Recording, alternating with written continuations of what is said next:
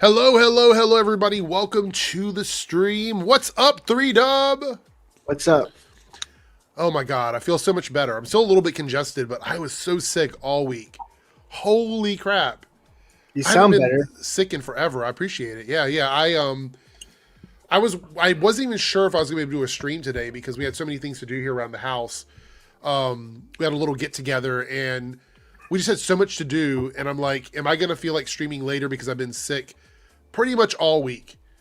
But then I was like, tonight I'm like, okay, we got a bunch of things probably to talk about that I can get a chance to talk about it because Tuesday's stream was so short. We were there for like an hour. I think it was like an hour and 5 minutes or something. So we'll see where.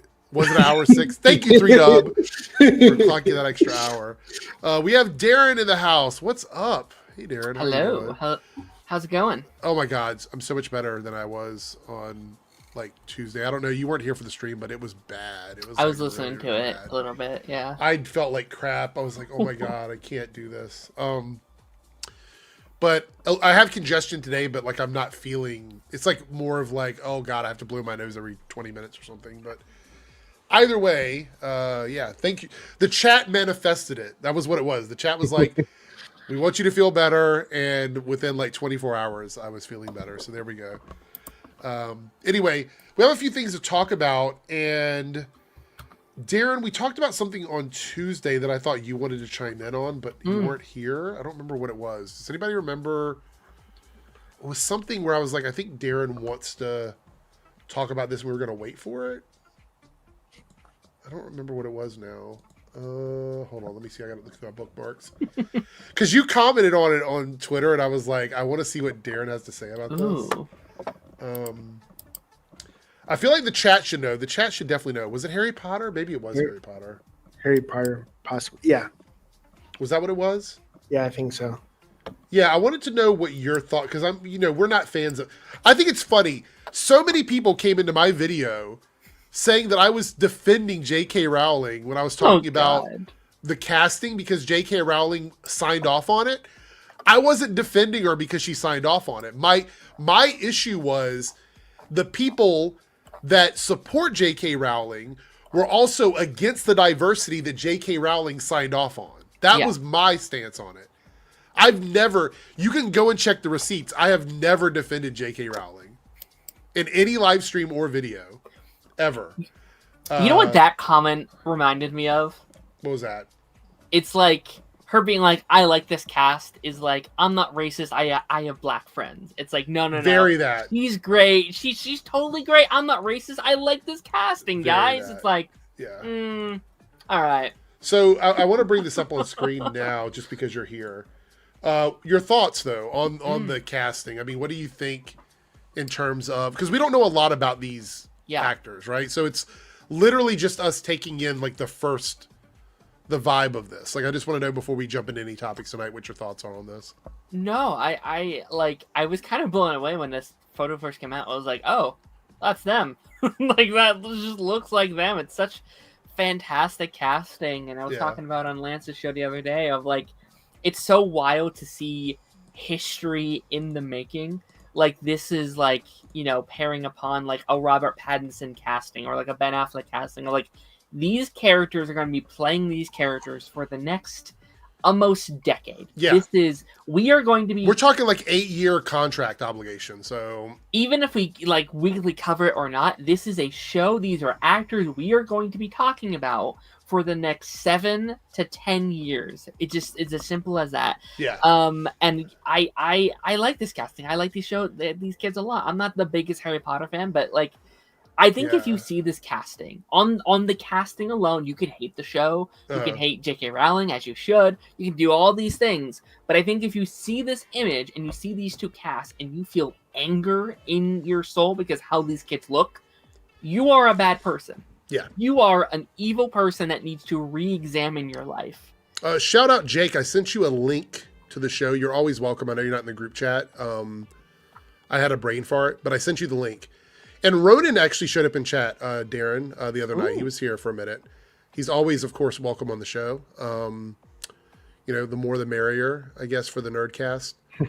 But we did have a super chat. Let's go ahead and take a look at the super chat quickly. By the way, the goal is up. It's only 5 tonight. I'm trying to keep it simple for you guys. I know times are hard. So 5 super chats of any tier. So literally for $5, we can hit the goal tonight. So it's really up to you guys in the chat. I think there's like a 3-part to that too, to his super chat. 3 parts to it? Yeah, because he kept talking underneath his super chat. So I think it's all connected. It's all connected. It sounds like the MC. It's all connected. All right. So, Silhouette Anime with the $2 super chat. Reminder that Alba's Sue reminds Norin Rad of her. And then you said it's all connected. Let me scroll back up here. All right. Where's it at here? If you remember the line from 2005, Rise of Silver Surfer, different universe, but I like to think Galactus here is multiverse and they split up to speak. Galactus is a multiversal being in the MCU. So, yes and no. There are different versions of Galactus. I know for sure that the only multiversal being that I know that exists the same in every universe, I think, is Darkseid in DC. Or maybe it's Apocalypse altogether. Maybe that whole world is supposed to be the same. They might have changed that over the years. Back in the day, that's what it was. But there are other versions of Galactus. I'll be honest, though. I think we're heading towards a more focused universe. So I would not be surprised if they just make Galactus the only Galactus. That would make sense in the MCU. That simplifies it, yeah. And I think that also helps them if they ever want to pivot from the version that we have here. Like, let's come out. I don't think this is the case. Everything we've heard about it, especially, I bet you're going to talk about that later, but like that seems to be one of the highlights from the test screenings and stuff like that. But let's say movie comes out and everyone's like, the Cloud was better. That version was way better. This version sucks ass. They can be like... Do we think that's really going to happen, though? I do not think it's going to happen, but this at least lets them have that opportunity if they want. Be like, well, that was the Fantastic Four version of Galactus. Here's a better version that you could bring in if you wanted to. You know what I think we're going to see, and we're going to talk about it in a second. We're going to look at the cover for Empire magazine. I believe it's Empire that has the Shalabal and Galactus on it. Yeah. I think we're going to see people comparing Silver Surfer. That's for sure. I think 100%. Yeah. 100%. We do have a member chat here. They're already doing it, too. By the way, welcome, Jake. Good to have you here. Naruto with a member for 38 months. Crazy. I need to get sound effects like the horn. Like when that goes. So, who's ready for the Doctor Who finale Saturday? Also, trailer predictions for Netflix Tundam event on Saturday. So, I actually thought a bonus stream this weekend might be a good idea because we are getting some stuff about that. So, I don't know. Would you say Saturday or Sunday? Would it be better to do it the day after or the day of?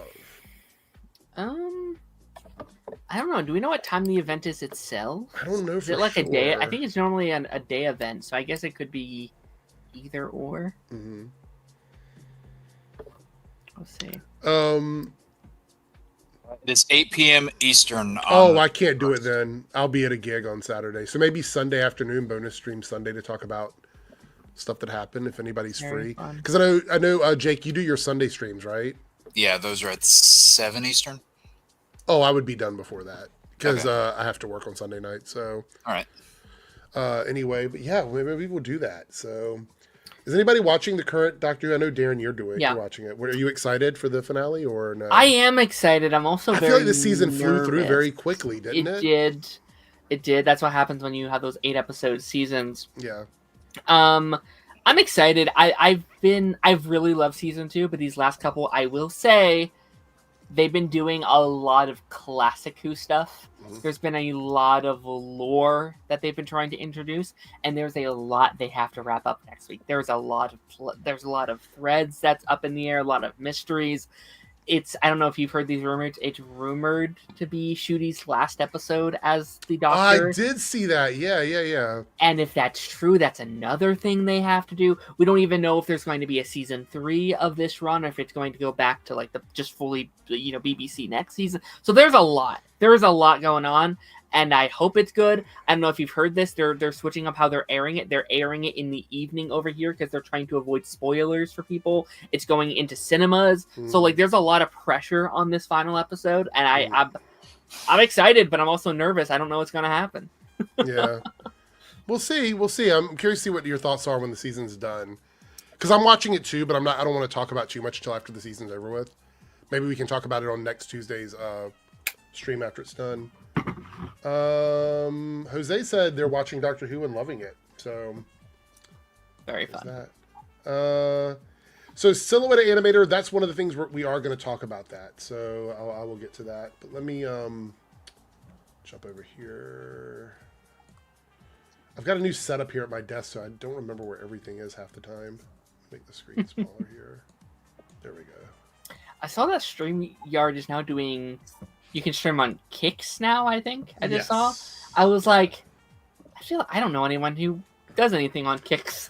Kick is kind of an unregulated Twitch. Like you can kind of do whatever you want to some degree on Kick. Gotcha. I don't think they've integrated. Is TikTok integrated on StreamYard yet? No. No. You have to go. I wish they would. That would be, I think, a game changer for a lot of people. It would be 100%. If you could do TikTok on StreamYard, that would be crazy. Yeah, You have to like go other ways around it. You have to, like you can, but you have to do it differently. You have to go around it. I got Restream. What is that, Jake? Is TikTok added to the Restream feature yet, where you can go through multiple softwares at once? I don't know. Or you can do like YouTube and Twitch at the same time. I don't know if TikTok has been folded into that yet or not. Let me say this. I was on Twitch streaming from the club like a month ago, and I complained that I couldn't go TikTok live at the club because I would rather do TikTok at the club as well as Twitch, not YouTube, because YouTube's bad for music copyright. But and I said, but TikTok doesn't. I don't have access to do it. Somebody in the chat, I think it was Lone Wolf. It was somebody from here that was over there that said there are people who use Streamlabs to stream to TikTok. Yeah. But you have to get a special invite. I kid you not. Like, as soon as I ended my stream, I got an email from TikTok saying that I have a code to use for Streamlabs. I was like, wow. What the actual fuck? No lie. 100% true. It manifested And it for I was you. like, wait a minute. So maybe I need to set that up or something. What else did I have here? Where is it at? Are my bookmarks messed up? Please don't tell me they're messed up. Please don't tell me. You want to see a bad Twitter take? Is there a good Twitter take? I saw this one. I thought takes this was Twitter. interesting. So this is one of those like literalist when it comes to stuff where everything has to be like 100% understandable and make sense to them in a way that is like basic as fuck. And that is the question of the hour, I guess, for this person. Why are a suit made by Kamala's mom, a scientific suit designed for shrinking, a cosmic suit designed for deep space, and a martial arts suit designed for movement all made of the same material? Why are you only complaining now? Yeah. Like, that's not a new thing.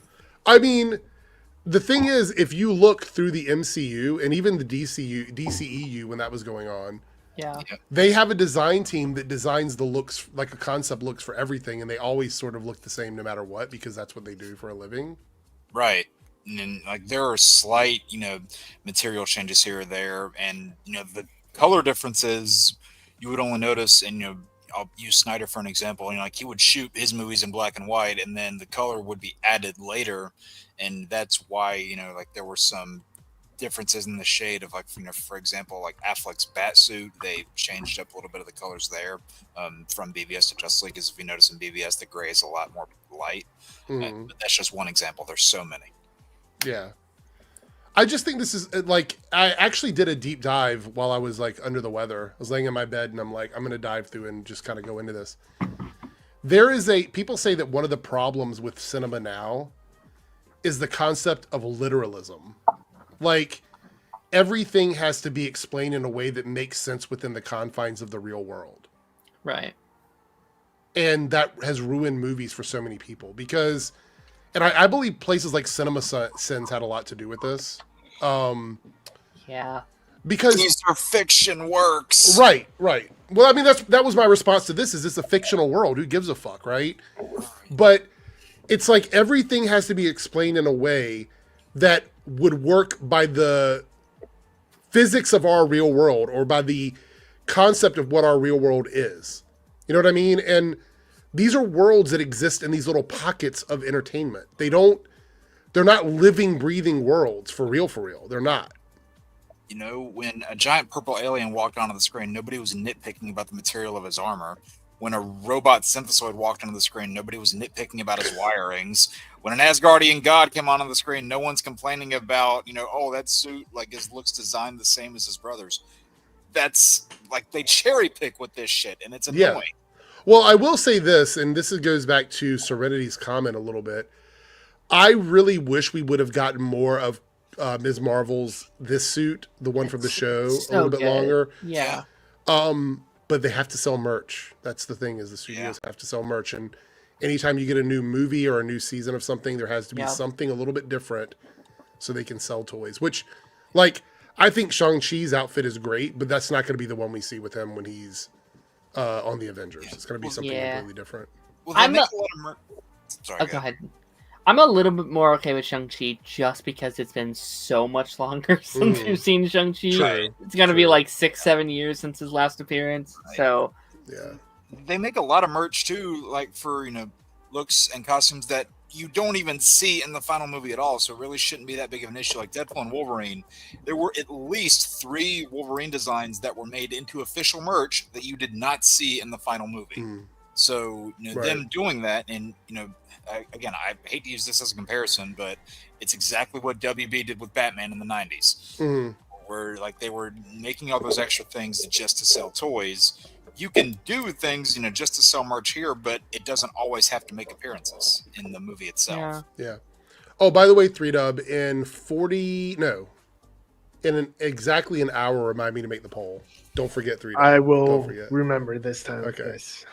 Serenity says, lots of people are making this argument, even in podcasts. There's a film illiteracy problem. Let's talk about it.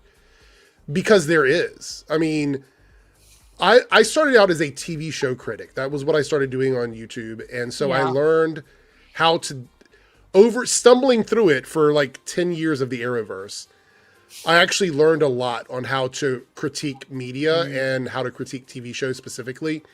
I'm not a big film critic guy. I love to criticize films, but I'm not a film critic guy. I'm not film school credited. That's not what I do. Yeah. But I do believe that there is a nitpickiness to film criticism on YouTube. There's actually, I saw someone post on Reddit, another great place for information, where they said there's a whole section of YouTube that's literally people just looking for nothing but things to complain about in film, and that's their entire life. Yep.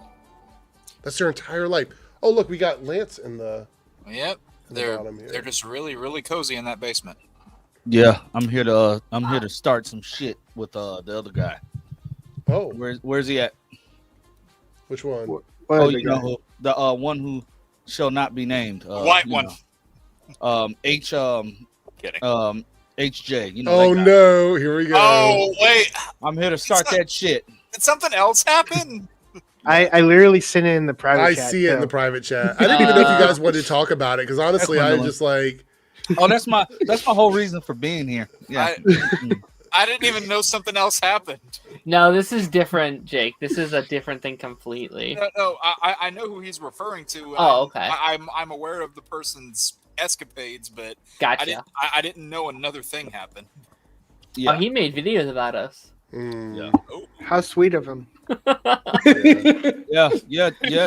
Jake, get this. Apparently, me, who lives in a house with 4 women, lives in a house with 4 women.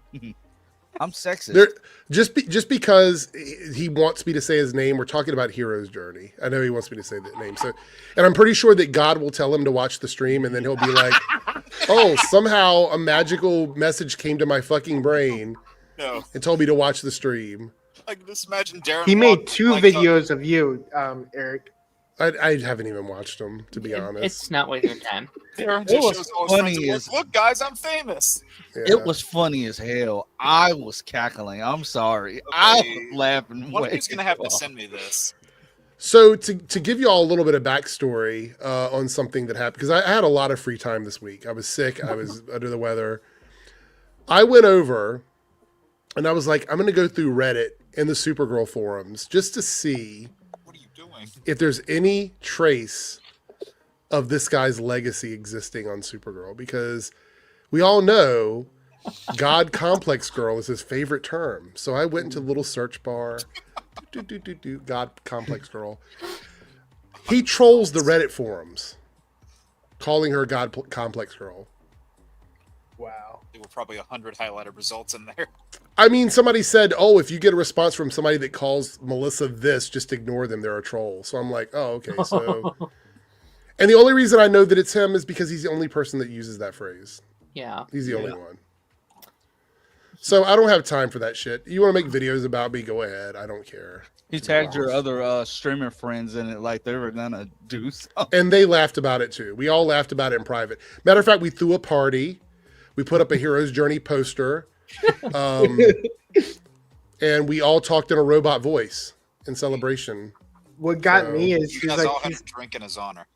what got me is he was like, we're going to report. I'm going to report each and every one of you. I'm like, good luck with that. YouTube doesn't give a shit. Yeah. I mean, so this is how YouTube works, right? This is the fun part about it. Is once you start responding to stuff we've said with videos talking trash about us, it no longer becomes harassment. You are engaging in it at that point. So if you don't want us to talk about you, then don't talk about us, and we won't have to talk about you. And that's it. We can end it right here. I will never, ever, ever, and trust me, I would love to never have to mention your name again on stream. All you have to do is not make stuff about us, and you will literally disappear from my entire existence. I will never even think about you again. Yeah. He said, Paigey jumped to my defense. I said, when? No, what are you talking about? Please. Yeah. I ignored the behavior for a long time. He was a very rude, nasty person when he came in here. And I ignored it for a long time because I thought it was a joke with him. I didn't realize how serious it was. And then I was told by several people that he's dead serious about it. And I'm like, okay. And, I guess he just got tired of people not participating in his anti-Melissa fantasy. Yeah. And that's it, So this is another little soundbite for you. Yeah. And I'm telling you right now, if you want to make another video about us, you can. I'm not going to watch it, but if you want to make another video about us, you can. But if you want us to not talk about you, then don't make another video about us. Yeah. Don't come in here under sock accounts asking about yourself. It's fucking weird. Dude, sock accounts beat his ass. He did not know what you were talking about when you said that in one video. You're not going to believe where I saw Hero's Journey at last week. Yeah, bro. Nobody cares where you are. So if somebody comes in asking me about what you're doing, it's literally you say, look, this is how smart I am. I want you to understand this. You came in saying that you saw Hero's Journey somewhere else under a sock account so that I would comment on Hero's Journey so then you could make a video about it. It's really not that complicated. Yeah, that's weird, dog. Sorry, I'm laughing at that one comment. God, that caught me off guard. Yeah. It's really not that complicated. Simply, you just made a fake account. You came in, you talked about yourself. Then you said, I got him. And then God told me to watch the stream. So that's how I randomly found this one comment from 25,000 hours of footage.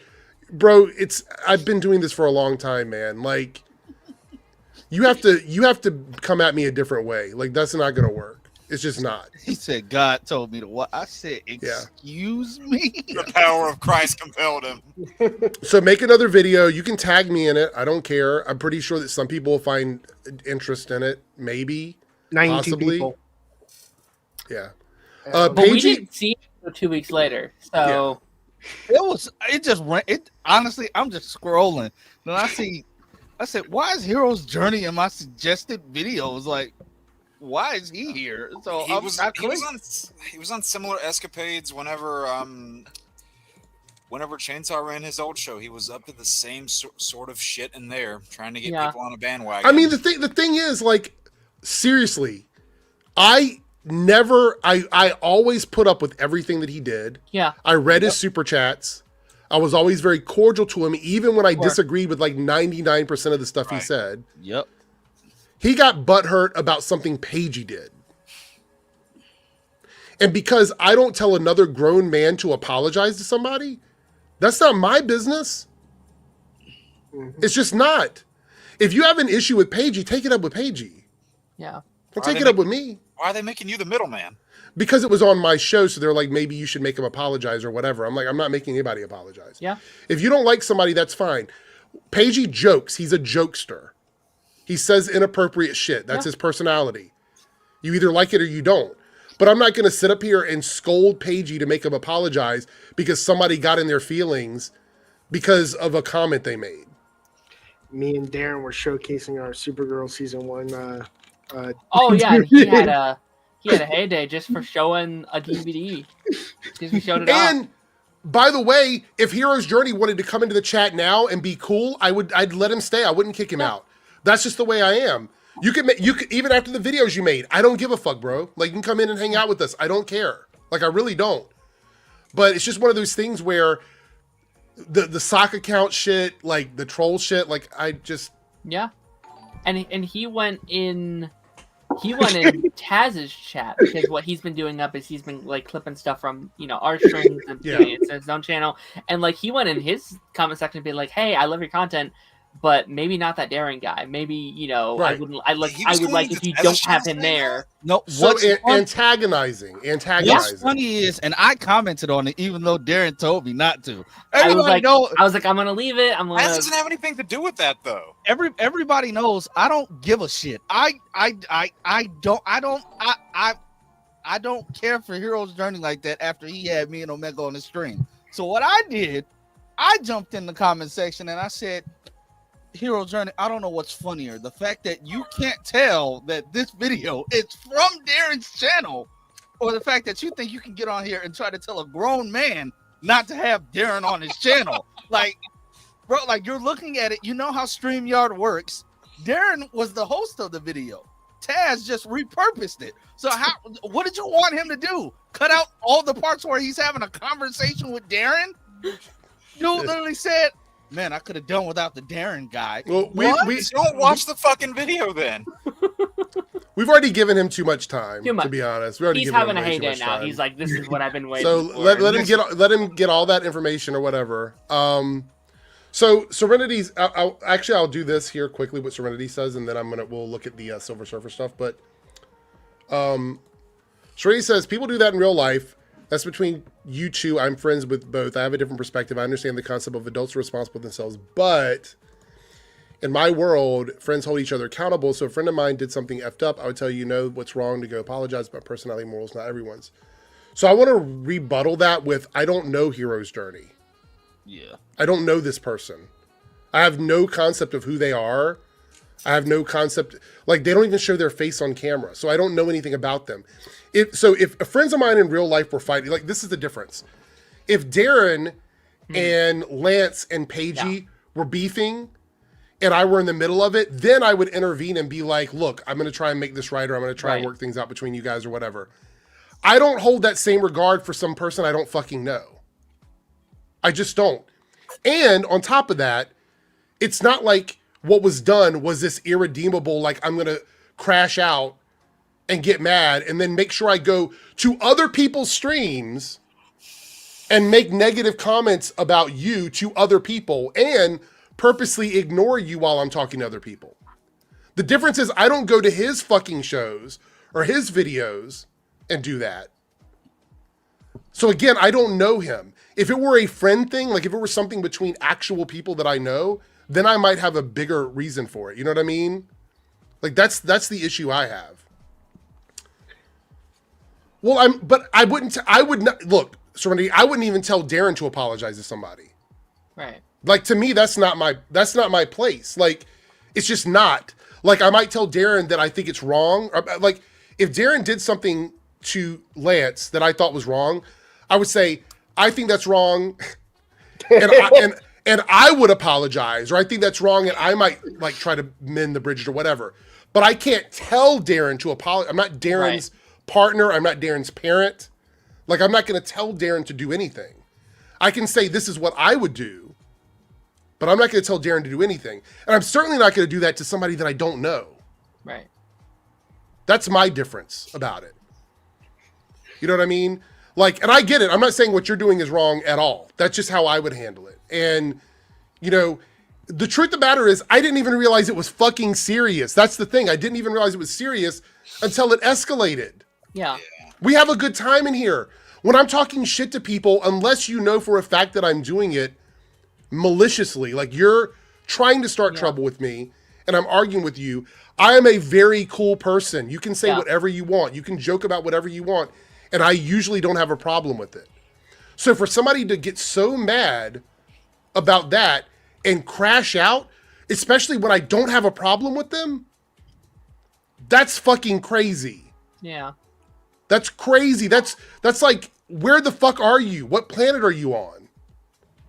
Again, this is someone that I was putting up with long after everyone else had banned this motherfucker from their channels. Long after people had stopped talking to him. I gave him every fucking bit of respect. I answered dumb questions like, my first language isn't English, so I don't understand what house means. Like shit like that. Not making fun of people that, look, if you don't speak English, that's fine. But he would ask questions like that, and I would answer them honestly while other people were laughing at him.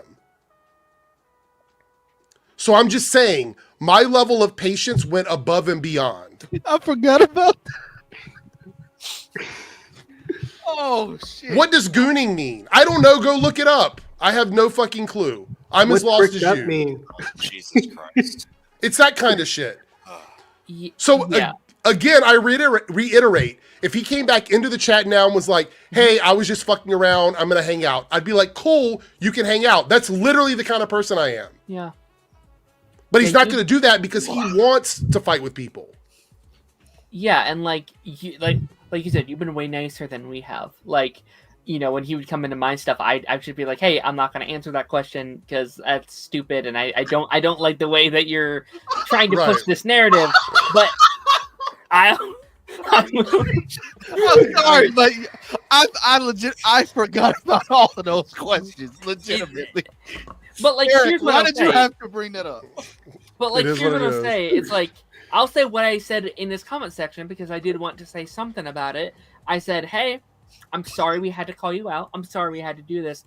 But sometimes that's best to move forward. Sometimes you need to be called out to see your own to see your own BS. And that's the nicest form of criticism anybody can give. Yes. So like we were like, hey, this thing sucks. What you've been doing for years sucks. But I hope you can learn from that, pick yourself together and improve upon it. Yeah. Change yourself and hopefully get some help, get some anything and move forward. We'll see. Look, maybe one day he'll come back in here and want to chill with us, and that's fine. But I am not going to feed into that. If he wants to make another video about me, that's fine. But this is the last time that I'm going to mention him unless he continues. Like if he keeps making comments and coming into streams and saying things. Because I mean, you're just giving him what he wants at the end of the day. Right. Yeah. Which is why this is like the last time I'm going to speak on it. Yeah. I want to make this very clear. I have no personal problem with him because I don't know him personally, so I can't have a personal problem with him. If he wanted to come back in the stream and participate like a regular person, I would have no issue with that. If he wanted to come back in and say whatever, that's fine. As long as you're not harassing people and talking shit about people and trying to be a troublemaker, I don't have an issue with that. I rarely ban people. You know, I let my chat run wild most of the time. I don't ban people. You have to be doing some crazy shit for me to ban you. So, that it is what it is. Anyway, let's read some super chats. Fun here. stuff. Moving on. All right. It sounds like there is some nerd rage that needs to be worked out. Yeah. The one thing I will say this to everyone out there. I am a very easygoing person, but do not get on my wrong side. Because I can flip that switch on and I will tell you exactly what I think of you. And that is, it takes a lot to get there with me. It takes a lot. And this is only a fraction of what I could say. I've been keeping it really cute right now, to be quite honest. Yeah. Even the point where Lance was laughing about it. But that's just my personality. That's how I am. It takes a lot to push me that far. I'm willing to put up with a lot, to be honest. I'll just say this too. It takes okay. I'll keep this brief. All that energy that they're using to, get up in their feelings about this, that, and the other, you could just as easily use all that energy to not be offended about insert topic here. Yeah. It's that simple. Yeah. You're right. All right. Super Chat. Staggervore, $4.99 Super Chat. Thank you so much for contributing to the show. Despite the recent news of the CW losing money mainly due to sports acquisition, they've added another to its bowling? Are you serious? Competitive bowling on the CW? I only Strike want three, it. you're out. Strike season. I only want it if it's like from the Wii. If it's in that style, I would watch that actually. Competitive version of the Wii game. Competitive You know Wii what? bowling. Oh my So God. I actually bowled for like a decade. I was like not a pro bowler, but I was on a league where I bowled. Yeah, me too.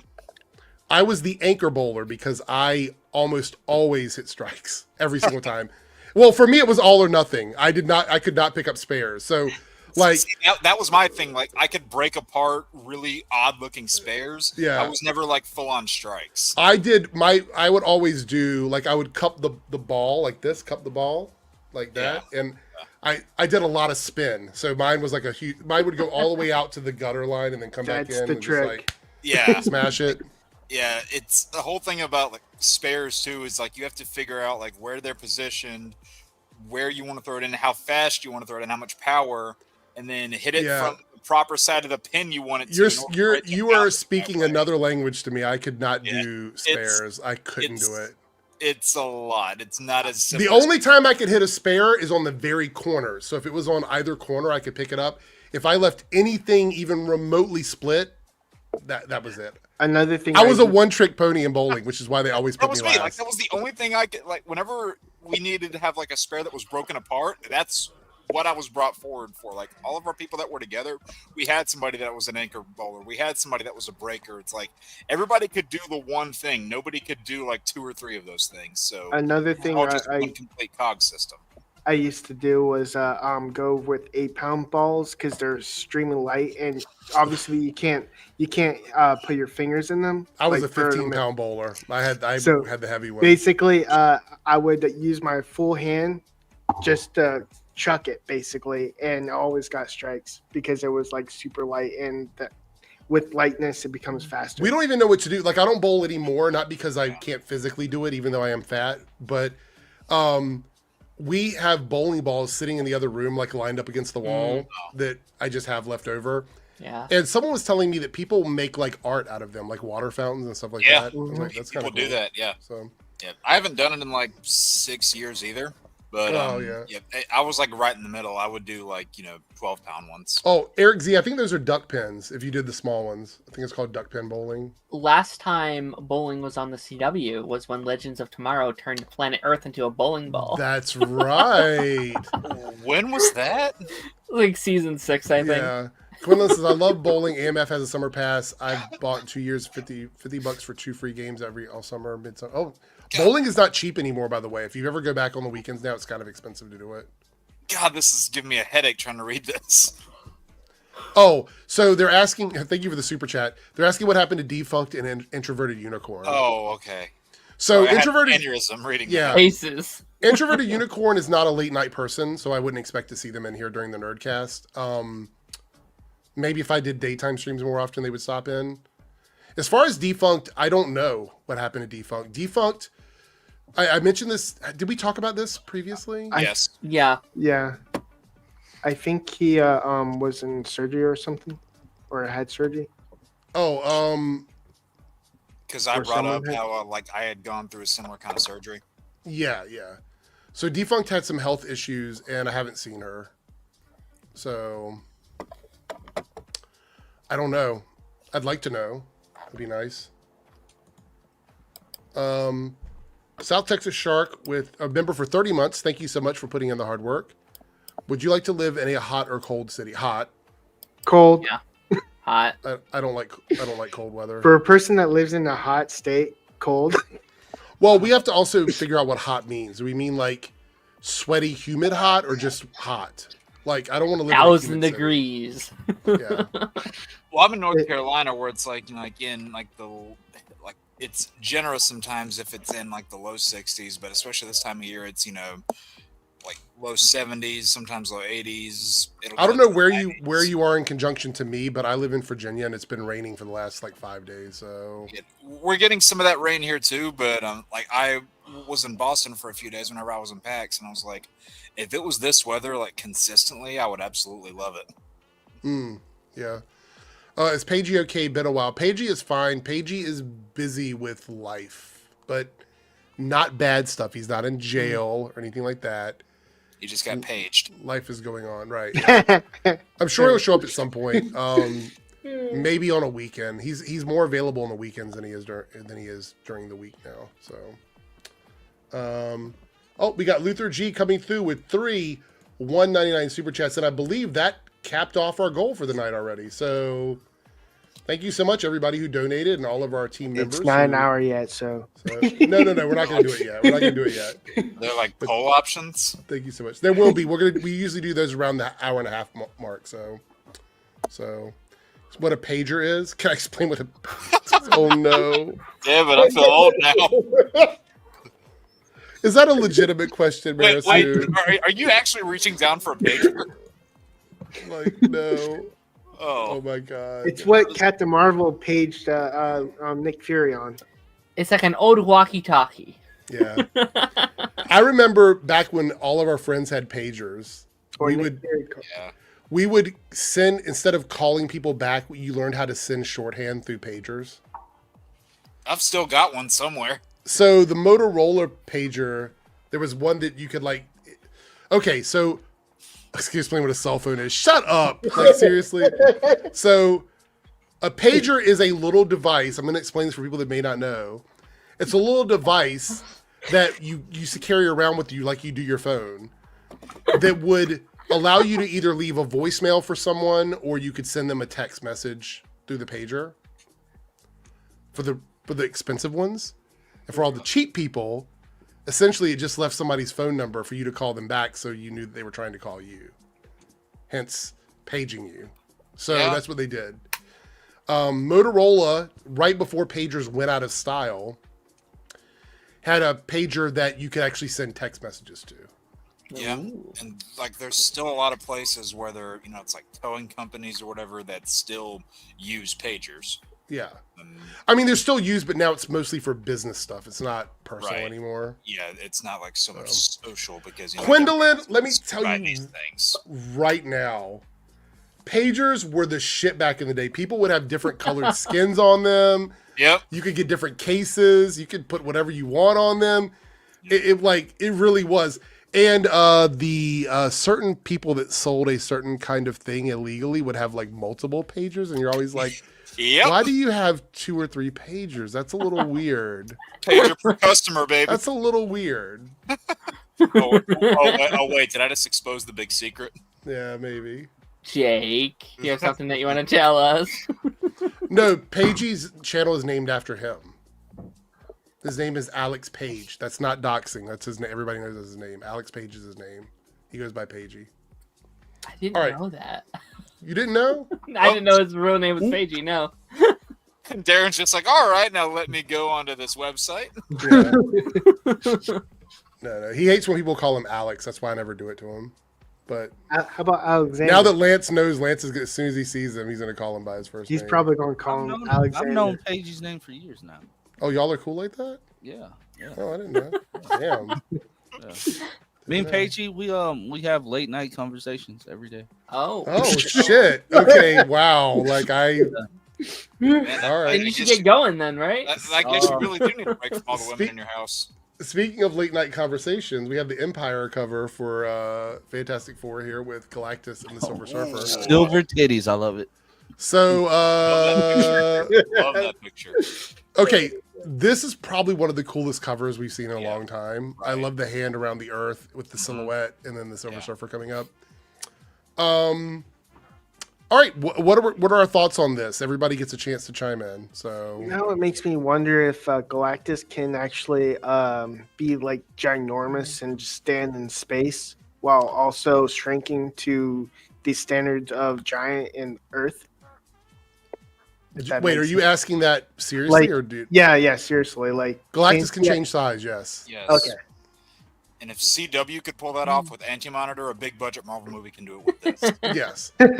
He's always bigger than everything, but it just depends on how big he wants to be. Yeah. Right. Yeah. I also wonder if they're actually going to do that in the film. That's 100%. Yeah. Yeah. I mean, I feel like we've already seen that. If they're showing this as like a promo, they also show him walking in New York. I'm assuming he's going to shrink down.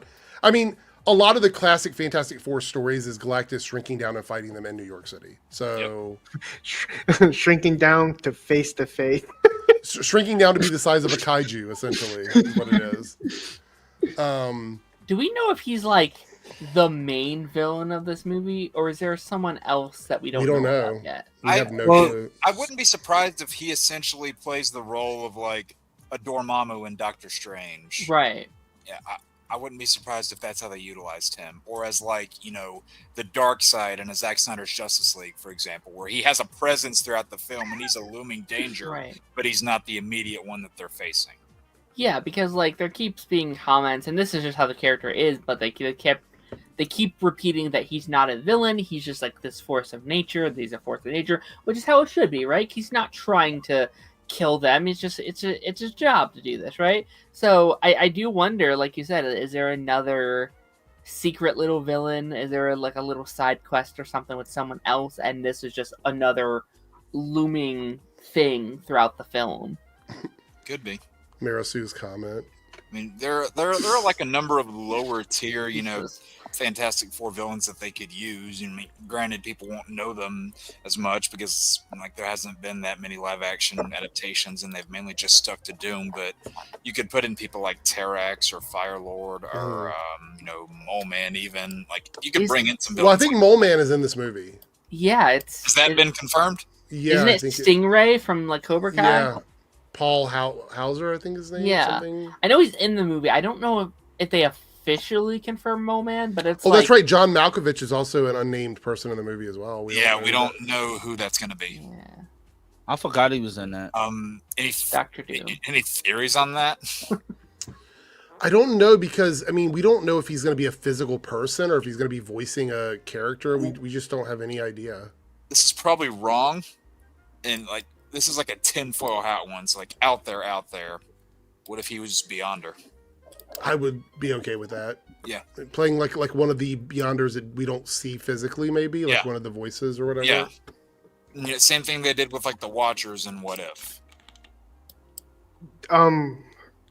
There wasn't like a little sneak peek of the Watchers and Guardians where Stanley was talking to them. I mean, they've been seen in the live action thing. Yeah. Right, but like not introduced to other characters. The reality is the Watchers only really interact on What Ifs. They don't really interact much in the real universe.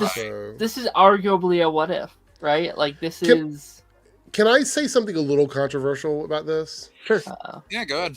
I wish we had more time in this universe before it switched over to the MCU.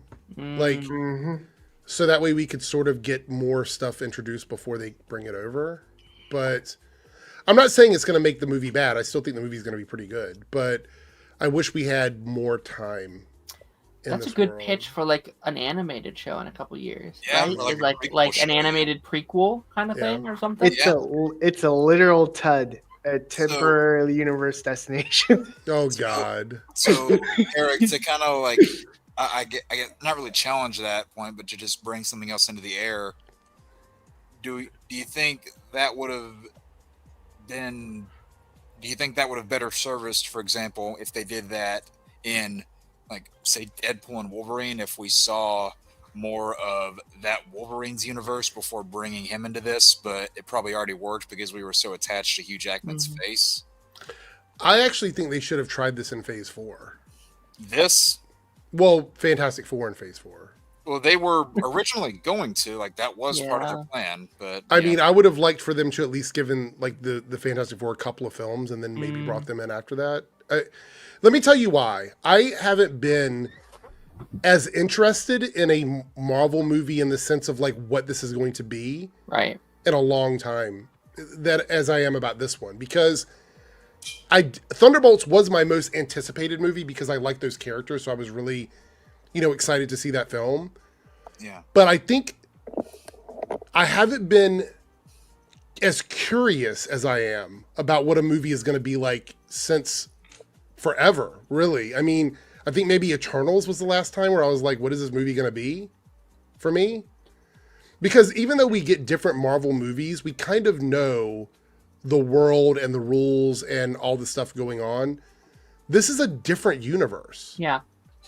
So we're not only hopping in with new characters, this is like a different vibe. Like this whole universe is a different vibe. It's like when Doctor Strange was hopping through the multiverse of madness and we ended up on the world where the Illuminati was and everything. Right. We played there for a second, which is fine. Yeah. But we're getting a whole movie of that with Fantastic Four. And I think that's really exciting for me. I like that idea because it's like, what if we get these little pocket worlds where you want to see more? And the sad thing is, I think this world is going to get destroyed either by Galactus or in an incursion. I was thinking about like maybe if we saw in Phase 4, but then I was like, it would probably be problematic because we have a bad taste in our mouth with the 2015 one.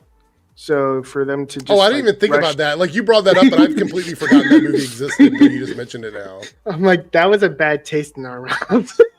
I also kind of want to push back slightly, not a proper pushback, but just to change perspective a little bit.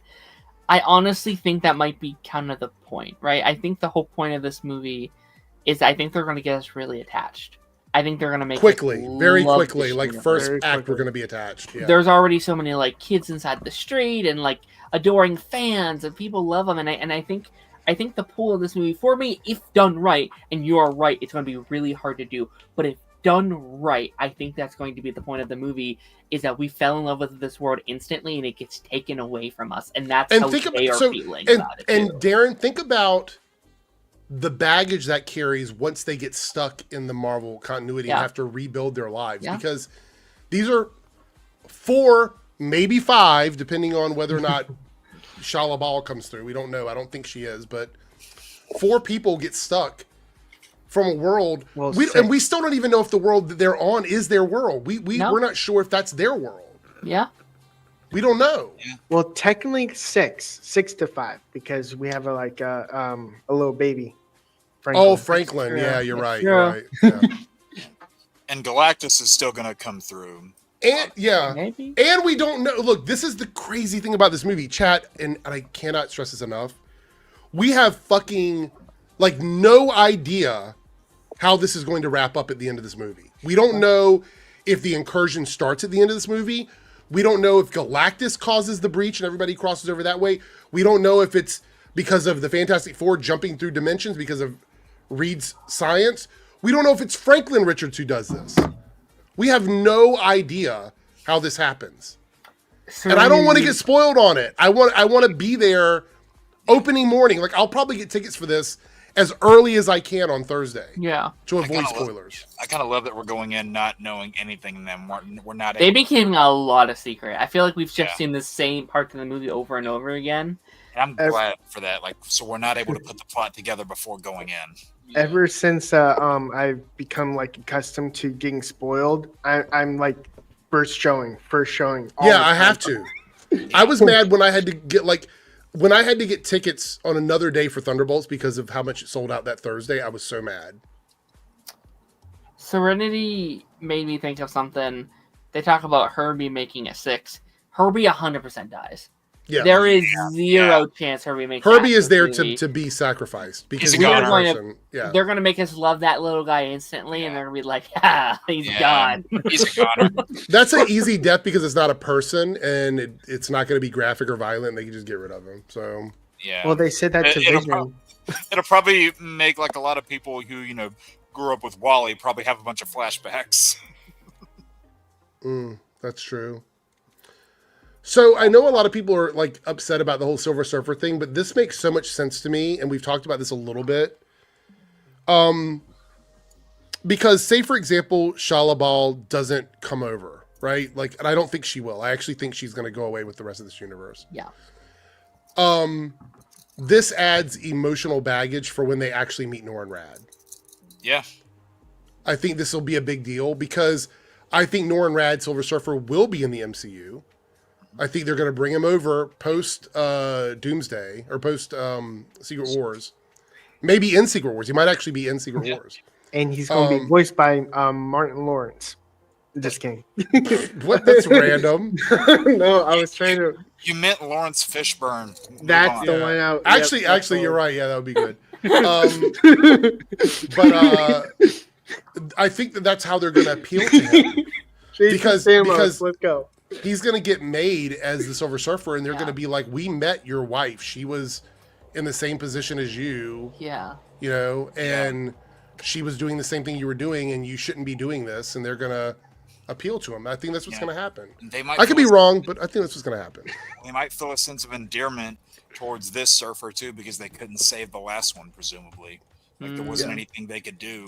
And I would even go as far to say that Shalabal might sacrifice herself to save people when she dies, when the universe goes away. Yeah. And what's going to happen with like the like grifter people that are like, oh, they made it work? They're going to be like, they finally listened to us. They're finally understanding us. They're bringing in they're getting rid of the like female one to bring. It's like, all right, guys.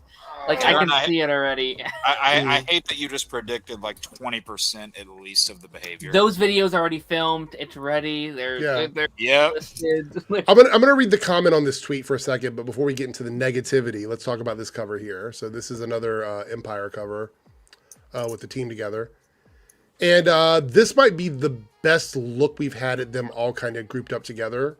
Yeah, what's with in the a Superman shot line across the top? Yes, that's true. Why is that there? I don't know. I think they might be leaning into what Barbenheimer did, like sort of promoting these two films I don't together. think you're ever going to be able to replicate that. I don't think so, but I think they're trying to show there's good vibes between the two movies, maybe. I suppose so, yeah.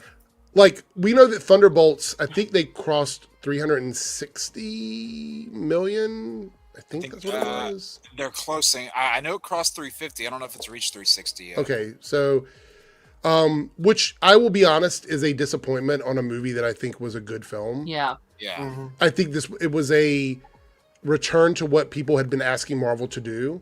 This is why I think people don't know what they want most of the time. Like, they wanted Marvel to go back to the characters we knew previously. They wanted that same vibe from like phases 2 and 3.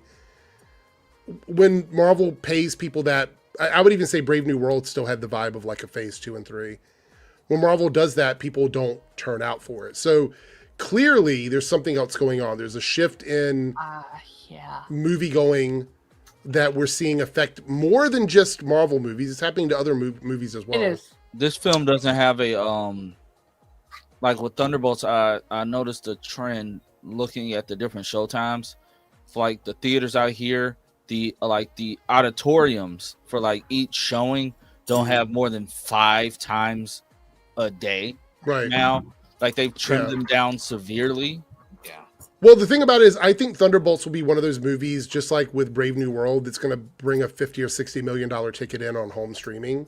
It is. So it'll probably end up doing over 400 million at the end of the day. And I think both of those movies will probably be among those ones that are, maybe they're not as well received by the mass when they come out, but will gain a following over time. Like that's what Brave New World is doing now. Yeah, everybody's seeing it online and everybody's loving it. Yeah, I've seen that. The positive reactions now. Where the fuck were you when the movie came out in theaters? Did you listen to all the people that told you it was going to be bad? I said for a while it was a good movie. Was it a great movie? No. Was it lower than mid? No. It was a good movie. But they're like, oh, well, I don't have to pay for it now, so now I'll support it. Yeah, no, that's 100% it. And, like, I am a little... I mean, I will say, I think with the whole Thunderbolts thing, I have become a little nervous for not only Marvel's future, but I will just say, like, film in general's future, because I think this year we're seeing it fully people aren't wanting to go to the movies. They're just not. I think you're right, Darren. I think there is a shift there. But what I think they need to do, this is my opinion on this, is we need to scale back the budgets on the films somehow. Yes. To a much more reasonable amount until we can build back up to where we were before. Because look at Sinners. Yeah. Sinners did well only because it had a small budget. Yeah. If Sinners came out with a 250 budget, it would have flopped. Simple as.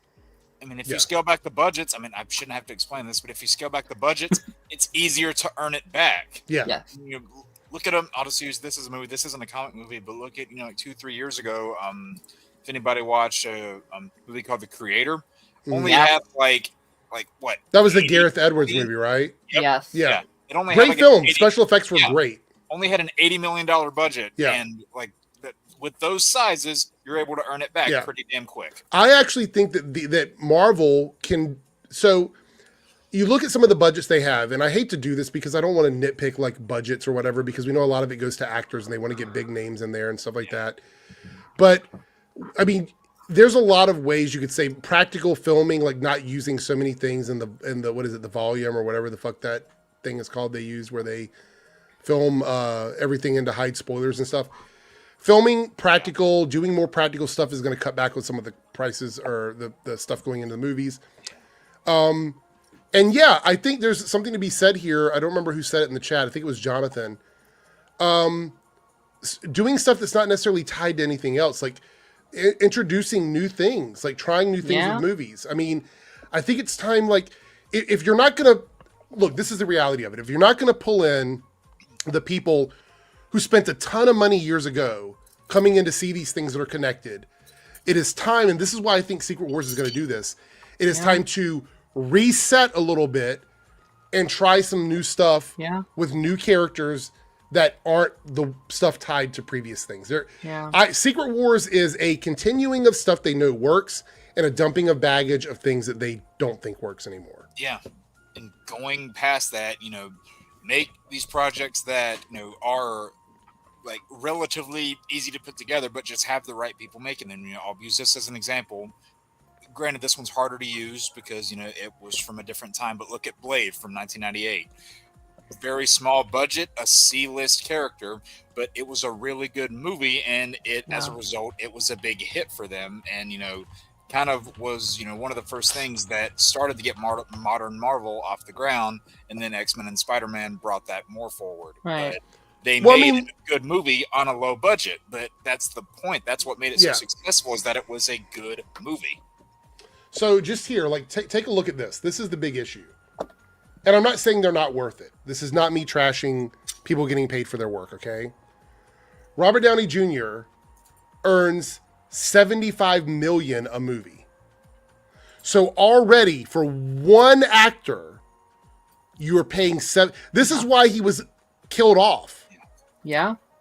And they're having to do that twice. Right. So $75 million just for Robert Downey Jr. You didn't need him. I'm sorry. I'm gonna say it. You didn't need him in that movie. I think they freaked. They're like, we need this movie to do well. You have the characters in your roster right now that people will go see. You have Spider-Man, you have Thor, you have Hulk, you have Hawk. You have these characters that people, after Thunderbolts, I think a lot of people really want to see these new characters interact with these old characters. Like, you have it in your roster. Yeah. I don't see a lot of people talking about Doctor Doom as as the big centric, like, exciting part of that movie. It's seeing these characters work together. I think they jumped the gun. I do. So I also want to go ahead, Darren. Sorry. I just want to hammer on this point because I brought this up to Darren and Lance multiple times. Within this, universe itself, within the story that they've been telling, like, we know as fans and viewers and supporters of this stuff, we know externally that Doom is coming in a year and a half. Like, we know what's coming. Right. There has been nothing in the universe to suggest that anything remotely connected to that is coming. Contrast that to Infinity Saga, where you tease Thanos at the very end of Phase 1, dropping these little crumbs in like these little appearances here and there, all the way up to where you pay that off in Phase 3, where he is the big force of 2 films. Right. And they're trying to do that again with Doom by throwing it in here at the end after all the stuff with the Kang fiasco happened. And they're relying on RDJ's face to do that rather than Doctor Doom as a character. Because prior to the MCU, Doctor Doom was a way more well-known villain than Thanos was. Right. But then the MCU Finally got our made Thanos first, as popular as he was. But with Doctor Doom, like, am I interested in what they're doing with RDJ? Yeah, I'm interested to see what route they take it. But I just wish that we would have relied more on Doctor Doom and been promoting him more and more rather than having to just rely on RDJ's face to make that sort of money. Because after that movie comes out, no one will care it's Doctor Doom. No one's going to be talking about Doctor Doom was a great villain. Yeah. They're going to say evil Iron Man was a great villain. That's because we're likely to get our own version of Doom later on anyway. So for people saying, oh, he's going to be, Doom beyond these 2 movies. No, he's not. I'm sorry. We got our first, little... I can't afford that. No, no, they can't. No. We got our first little sprinkle of what's coming, but it wasn't big. It wasn't highly acknowledged in Brave New World, where he basically says the world's coming to an end or whatever. That was such a nothing sandwich, though. That could have been Kang, too. Sam didn't need that. We, as the audience, didn't need that. We know. It was a waste. I really wish they would have done the Avengers stuff there. That would have been such a good post-credit scene of just a screen. You don't have to film nothing. Just have a screen of a bunch of names or just a bunch of pictures, and it'd be oh my gosh, which one is it going to be? And it's at least showing, okay, he's picking out these various different people, and that's such a good theory thing. Have it be 40 photos, and we don't know which one he's going to choose for his specific team. Yeah, and that will get people talking. Yeah, theorizing for months.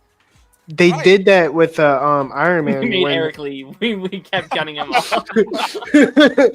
They did that with Iron Man, where he looked at a bunch of there was a file, Nick Fury gave him a file, and he opened it, and then Nick Fury closed it.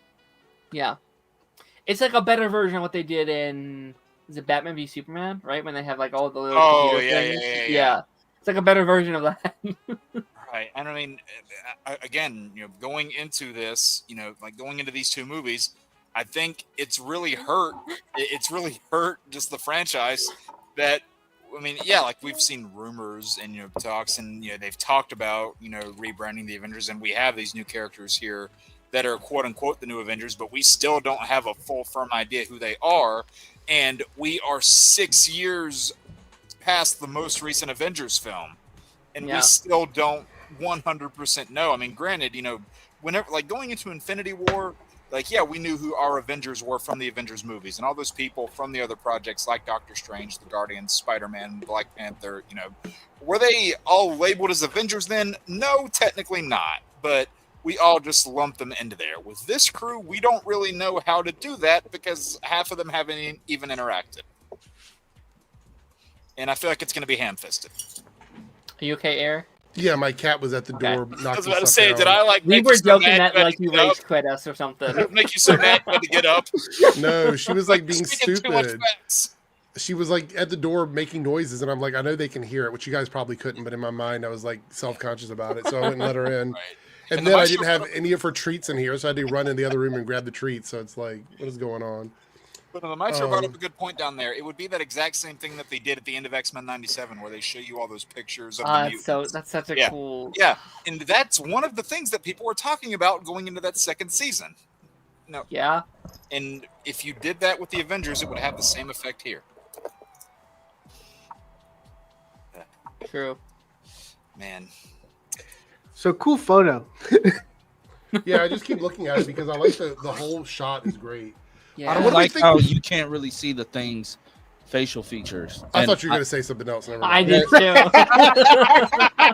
No, that's the one problem that's the one problem I have with the thing is you can't make out his facial features half the You can't time. see his thing. What you're talking about. Well, that as well. I'm sure it's Here's the thing. rock hard. You. Sure, it's humongous. Like Alicia likes Oh it. no, here we go. All right. She's blind, Lance. Hey, she feels for it. Where's it at? Uh, All right. Let's No, see. I We had didn't. I saw you comment on this. wait, what Darren. was the response to Uh-oh. that at the bottom? Do what after Doomsday? No, does anybody know what that's in response to? Because I said a lot just then. I apologize. Wait, what? Saying maybe they'll do that after Doomsday. I don't know what that's in response to because I said a lot just then and that. that ramble. I Keyblade. apologize. What Jet Free said. Maybe they'll do that after Doomsday, Jake. I don't know what that was because I crashed out. So No, you rage quit. Just kidding. Oh, the photos? No. So I forgot I was going to mention this. So the comment here from Verbal Riot over here on. Oh, Jesus. Oh no! I can't wait to Me and watch. Darren both went. Oh no! I can't wait to watch Sue Storm and the other guys. She's literally the only woman on the team, and you're mad about that? I don't see Mark Wahlberg and Will Ferrell on this picture. I mean, okay, I've tried to rationalize this a little bit over the years. I'm going to assume that Verbal Riot likes pretty women. Like, you want to see women on He was doing kind of stuff. zesty to me. What was that? It was kind of zesty to me. He Oh, might like maybe. Pedro. Maybe. But the fact Don't is, blame him. you're telling me that you would prefer for her to just be a man and have a team of 4 guys? I will say, I am curious because at one point in time we did hear she was the lead of this movie, which I'm okay with. I think Sue can totally be that kind of character. I mean, that's kind of Sue's energy in the comics anyway. She's not a background character. No, well, like Reed is the brains, but she is like the heart of the team. Exactly. She's the center of attention in this photo too. She's literally in the center. Well, yeah, but I mean, they complain that women are not being showcased as hot enough, and then when they put a woman in the center of the picture, they're like, "Oh, but now she's going to be the lead of the team." Again, like I said earlier, they cherry pick this shit, and the thing is, though, like she's been a part of the team since its inception. Yeah. Mm-hmm. But if you change to Eric, let's say Marvel was like, you know what? You're right. It's now Invisible Man and Fantastic, Mr. Fantastic and him are dating, and people will be like, "No, what are you doing?" There's no, like, what do you want? What could you possibly want from a situation like this? What would make you happy? Make me happy if they all just shut the fuck up, but that's a different conversation. What's funny is Invisible Man is actually a legit character. Yes, in DC Comics. This is really interesting. I just want to double check and see here. So Sue Storm actually led the team through most of the 1980s. Yep. From issue 232 all the way to 295. Yeah. The only time she was really on a break was when she was pregnant with Franklin, and then Crystal took her place temporarily. Were you thinking about the same thing too, friends? Yeah. We were on a break. Yeah, I mean, like, she's been the leader before. It even says over here, according to the stuff I'm looking up, that she's been the leader in multiple runs. Like, Yeah. it isn't a random thing. It's not So, the fact that she's being portrayed as the co-lead with Reed, even if she's the only lead out of the movie, which I think she's going to be co-lead with Reed here, Right. is comic book accurate. Yeah. Yeah. From the 80s. All the way back in the 80s, she was leading the team. And let's be honest, she even had, Reed made a good amount of the decisions, in the Tim Story films, but Sue was the driving force behind a lot of those. Right. So she played just as much of a role in their decisions as he did. It's really funny because I hear complaints that they're talking about, like, the fact this is Marvel's first family, which is a true statement. Yep. And they want them to be very much like the comics or whatever. But then you complain that Sue is going to be too much of a lead character when she's been the lead of the team before in many, many iconic runs of the Fantastic Four. When you guys were just praising, by the way, I want to go ahead and throw this out because it's a double standard. You were just praising the female lead of Thunderbolts because they were well written. They were well done. I Right. imagine this is going to be very much the same thing, a well-written and well-done character. And Yeah. people say, oh, you just don't want good female leads. It's like, no, just well-written ones, which is what the last movie in the MCU gave us. And I feel like this is going to do that too. Yeah. All right, so Darren, this is the one you commented on that I was going to share here. Oh, From God, yeah. Let's Cinema. Avengers Doomsday will reportedly need to make $2 billion to break even. Let's say that's true. Let's say in this world this is true. They wouldn't know that yet. How would they know that yet? They don't even know who's all in the movie yet. Right. What are you talking about? Sorry, that just pisses me off when I see that shit. Ugh. Like, this is the most bullshit thing I have ever. You know what's funny to me about this is it reminds me back during Infinity War and Endgame, where those movies, even though they had separate budgets, it was like a combined budget for both films. They made the money back for both movies in the first film. In the first one, yeah. Right. Yeah. And one of those movies is still like in the top 3 of highest opening nights ever. Right. So this is just funny. This is a funny tweet to me. I have to believe like 8.7 are just laughing at the stupidity of it and liking it and not actually believing it. Because what? Realistically, how much do we think that budget is going to look like? Because obviously it is going to be a big budget. Oh, like 500 million. yeah, I was thinking 500 million too. Yeah. So I think if you combine the two movies together, it will cost $1 billion for both movies to be made. But I think they're going to receive all that Payback back. is going to be great. And, Yeah. and of that combined budget, RDJ is getting 150 million. Yeah. Yeah. And if it's anything like the movies themselves with contracts and stuff, like, because we know that the Black Widow movie brought this up, there is a like extra bonus if it does X amount of dollars at the theater. They get like a kickback off of that. Right. Yeah. Yeah. Well, Jaybird, it's really interesting because I think tabloid sites are like so toxic because you don't even have to be a site. You can literally just be an account on Instagram. Yeah. Like you can just be an Instagram account that's like talking about movies 101. And you could say, well, Robert Downey Jr. was on set and reportedly he spit in somebody's face. And the next thing you know, it's trending on social media. Yeah. Yep. Anyone can do it now. And We can do it. The stuff people lie about for clout never ceases to Pay amaze for a me. blue check mark. Make yourself look legitimate. Yeah. That's essentially what it is. That's one of the worst things Twitter did, that anyone can just buy a check mark. And anyone can do it. Worse than Well, what Twitter did. I actually think you could have just given them a different symbol, like a green symbol or something, so you know it's like a pro account. Right. Like making them blue verified because they pay money. There's no verification. Look, there's no verification process. There's none. Pay to get verified. You're not verified. Like, I can literally go down the street and get a gift card from 7-Eleven, make a fake account, sign up with that, pay for a year, and they're not going to ask me who I am.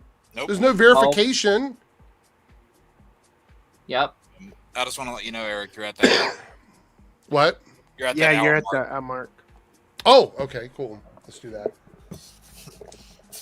While I'm doing that, though, I was waiting for a break. Jake. I'm actually going to pull this up on screen, and I want Darren to give me his reaction to this in real time. Just Darren. Just Darren. Well, it's starting with Darren, and then Jake, because I know you love this as well. I want you to give me your reaction. And then even Lance, I want his reaction on this as well. Lance forgot he was here. He was like, oh, yeah. 3Dub, you can say whatever you want, but we can't see you, so I can't get your reaction, so you can say whatever you want. But here we go. In chat, I want you to tell me if this is, while I come up with the poll numbers here and everything, tell me if this makes you feel sad as well. Here we go.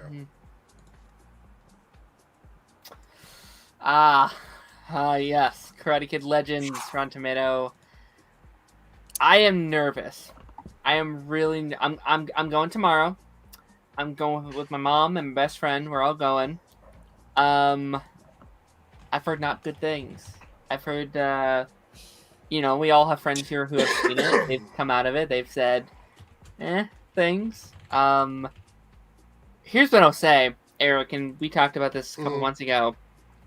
We were talking about how we were worried about the box office for Karate Kid and what this means for the Karate Kid franchise as a whole going forward. And we said for this to be successful in any ways, those Rotten Tomato scores had to be high. they had to come out and be like, "This is fantastic. This is amazing." I think this having a $200 million budget, I think the promotion not being very well, I think it not being very well received, I could see this being one of the bigger flops of 2025. Really? Yeah. Wow. I mean, that's a $200 million budget, and Lilo and Stitch is still in theaters. It's doing really, really well. A couple weeks from now, we have things like Elio and How to Train Your Dragon. Like, I'm scared for it. Like, I want it to do well. I love this franchise. I want more. Hopefully, I want them to get better. If this is really, I haven't seen it yet. I can't say maybe it's great. I don't know, but I don't know. Jake? Well, I haven't seen it yet. I don't put a lot of stock into Rotten Tomatoes ever since I saw. Yeah. I mean, ever since the day that I saw Sharknado. I think this is just the critic score, though, right? It's just critics. Yeah. Yeah. But I don't know. Ever since I saw Sharknado get an 84% on Rotten Tomatoes, my credibility with that site has just faded. So this could be one of those things, like Darren was saying, to where the marketing just didn't favor it, and also like Gwendolyn is saying down there, the marketing wasn't favorable to this film. I think they were relying too much on the recognition of Cobra Kai, the recognition of that brand, which started as a YouTube series, by the way. Yeah. I think they were relying on that one a little too much, hoping that it would save them and that enough fans would, generate word of mouth and bring people there. But, again, you're taking something, and I'm going to use this as an example because I think it fits. You're going to take something that is connected to a popular IP and not really promote it. And even if you make a good movie, you just don't really get that good of results. Case in point, something like Transformers 1 a couple years back, really good movie, part of a grand IP, but not marketed hardly at all. And this could potentially be the same thing. And like Darren was saying, that $200 million budget, that does worry me. That's a bonkers budget to me for this. That is insane. Yeah. And it all went to Jackie Chan. Like, I wonder if you cut Jackie Chan out of that movie, what that budget looked like. Yeah. Not only that, but I mean, because you compared it to Lilo and Stitch, and that was what? That was a really low budget movie, wasn't it? It was $100 million. Yeah. Yeah. Which is crazy.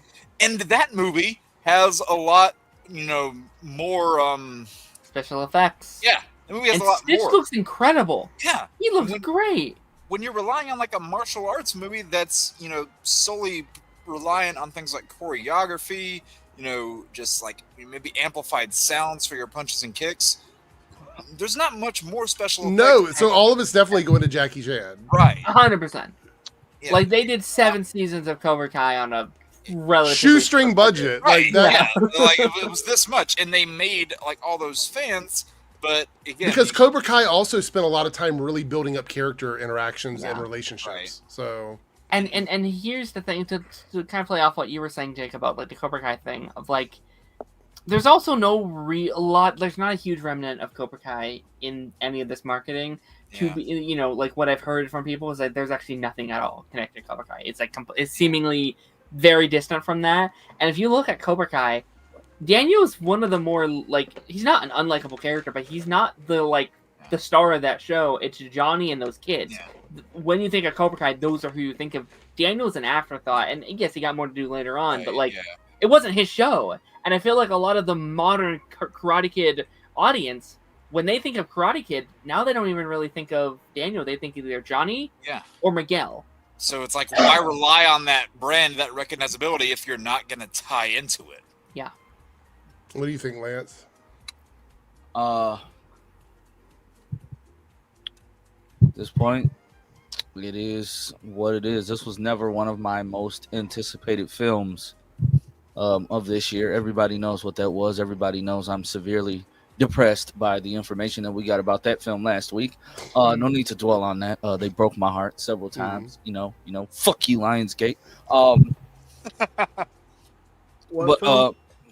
Shut up. Point a lot. Shut up. But yeah, like I never had, and it's disappointing because I love the Cobra Kai franchise. This would be the first Cobra Kai film that I mean, not Cobra Kai, the Karate Kid. This will be Yeah. the first film. I mean, that technically, it's see- more brand recognition for Cobra Kai now than it is Yeah. Karate Kid, but This will be the first film that I see like out of the franchise in theaters. So like, it's disappointing that it may not be.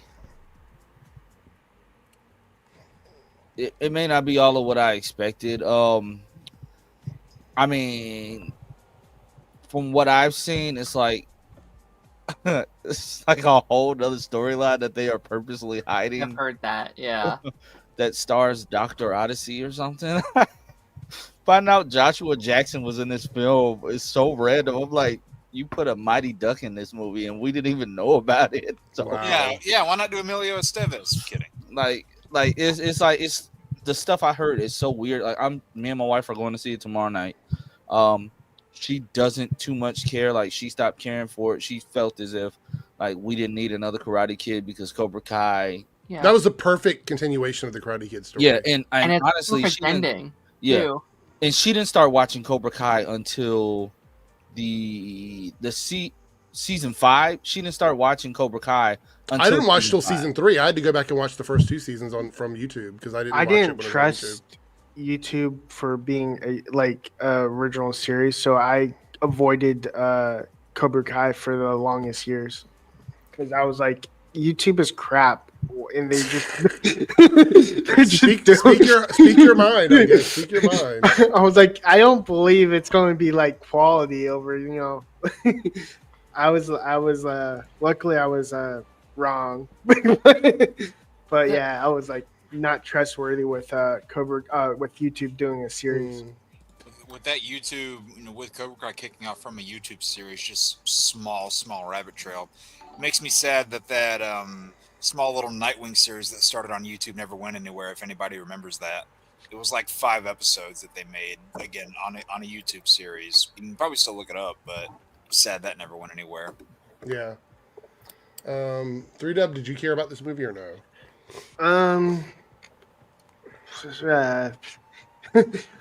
Yes and no. Like I'm not like excited for it, but I'll still watch it. Like I think I'll come out like happy. I don't have like, I'm not very like when I see a movie, I'm not very negative. Right. It's very hard to piss me off. So if I come out enjoying it, I'll be happy. So I want to remind people that Rotten Tomatoes is not a true metric for quality. Yeah. So this is just me talking about what everybody else is talking about. I will always say go see a movie if you want to see it, regardless of what Rotten Tomatoes says. Yep. Yeah, have fun with it. And I know I mentioned this on here previously, but I kind of want to bring it up again. This also makes me nervous for whatever's next for the little universe that they've got going now. Like, we know that there's potential spin-offs potentially in the works for the Karate. I'm going to call it the Cobra Kai, little part of their universe over at Netflix. I know they want to do like a Mr. Miyagi prequel. I know there's been thoughts, theories of like maybe like a college spin-off, all these various stuff. And I've said I think they've been waiting to see how this does. I actually wish they would just stick with the TV stuff on Netflix and not do a movie. I think this honestly probably would have gone over better if they took out Jackie Chan and they were like a Netflix movie, a Netflix streaming movie. Because honestly, that's kind of what it feels like too. Like it doesn't feel like a big budget, cinema experience. It kind of feels like something you just watch on like a Saturday morning on Netflix. Yeah. I'm Karate Kai-inverse. Yeah, I think that would be fine. What's funny is I'm a huge Jackie Chan fan, so anything with him, and I'm there, front row seat. Yeah, well, I mean, we'll see how he does in this one and how it goes. I like Jackie Chan as well, but let's be honest, he hasn't been in like the best movies over the years. He's had movies that haven't done well, but Kung Fu Panda. He's a big ticket actor to bring on here. All right, we'll drop this down for a second. And that makes me wonder, what is the budget for Kung Fu Panda if 200 has to cover it's him? not as high. It's voice acting, so it's not going to be as high as being there physically. South Texas Shark with JL Super Chat. Your cat looks like Morgana from Persona 5. Hey, I know what his budget was for Kung Fu Panda 4. $0. Oh. Because he wasn't. He only appeared in the movie at the end, and he wasn't. Yeah. There was no voice lines. Yeah. Thank you, South Texas Shark, for the JL Super Chat. She just ran away, by the way. She did all that noise at the door for me to come in and get like 5 treats and then left. I thought you meant like she like ran away, like from home. No. So you can't see it, but like where my desk is now, my window is literally right here next to me, and there's a little Gotcha. like area for her to sleep on. And typically she sleeps there fine, which is why I let her in. But she came in, she jumped up here, I gave her some treats, and then she kind of wandered a little bit, and then she kept watching for the other cat, who I guess is in the other room, and she left. So I guess she has other things to do. That's one thing that I would have whenever I previously lived with two cats. They would be perfectly still for hours and hours on end. But then as soon as I started recording or doing something with like a Let's Play, they would immediately want to leave because they were feeling disrupted. Anonymous with 1 super chat says, have you tried Sprite tea? No. Nope. I don't know if I would drink that. That sounds gross to me. Sprite tea? Yeah, I'll pass. Yeah, I don't think so. I don't know. I mean, if I get a $10 super chat from somebody that says, go get Sprite tea for the next stream, I'll do it. You can basically make it. Just have Sprite and then just grab some favorite tea. I know that sounds logical through that, but I think they do a special way of mixing it, which I know sounds weird. And but if somebody wants to donate $10, I will go get it and drink it on the next Nerdcast. Just write $10 for Sprite tea. I'll go buy some. Like 10 of them. Yeah, I'll get a 10-pack. In like a week and a half is going to be the 3-year mark since I cut soda. Oh, wow. Well, that's cool. Wow. Oh, I think my cat has returned. Yeah, there she is. South Texas Sharp with a $2 super chat. What did you watch this week? I watched Poker Face, the new episode of Poker Face. My background show has been Cookie Cupcake Cake on Hulu, which is a baking show. It's a competition show. Yeah, I put those on in the background when I'm doing stuff. Gotcha. That's kind of fun. What else did I watch this week? I'm trying to think. It's been a weird week because a lot of shows ended. We wrapped up Friends and Neighbors on Apple TV. Watched all of that. What did I watch? Well, I was sick this week, and so I haven't really watched a ton of new stuff. I watched podcasting. Like I watched Party Nation on playback, like I always do. What's that? Lance did a great job this week. Yeah. I watched Darren uploaded I think it was a clip from a stream that I watched this week as well, which was good. I try to keep up with as much YouTube as I can, but I have so many things I subscribe to, but I try to give a view to everybody. So one view makes a difference, everyone. Just know that. Yep. One view makes a difference. Yep. Yeah, so did anybody watch anything fun this week? Oh, I watched the Fountain of Youth movie on Apple TV. Oh. I've been watching Blue Bloods. What about Red Bloods? You know, I'm a sucker for a police procedural, and this one is actually very interesting. It's very interesting, actually. A family of cops. I like it. Fountain of Youth is a stuck in the 90s movie in every way possible. If you're a fan of like 90s adventure films, like, yeah, it's that. Like, turn your brain off and just go on the ride with the movie. If you're looking for like Shakespearean, the best film you've ever seen, you're definitely not going to get it from that.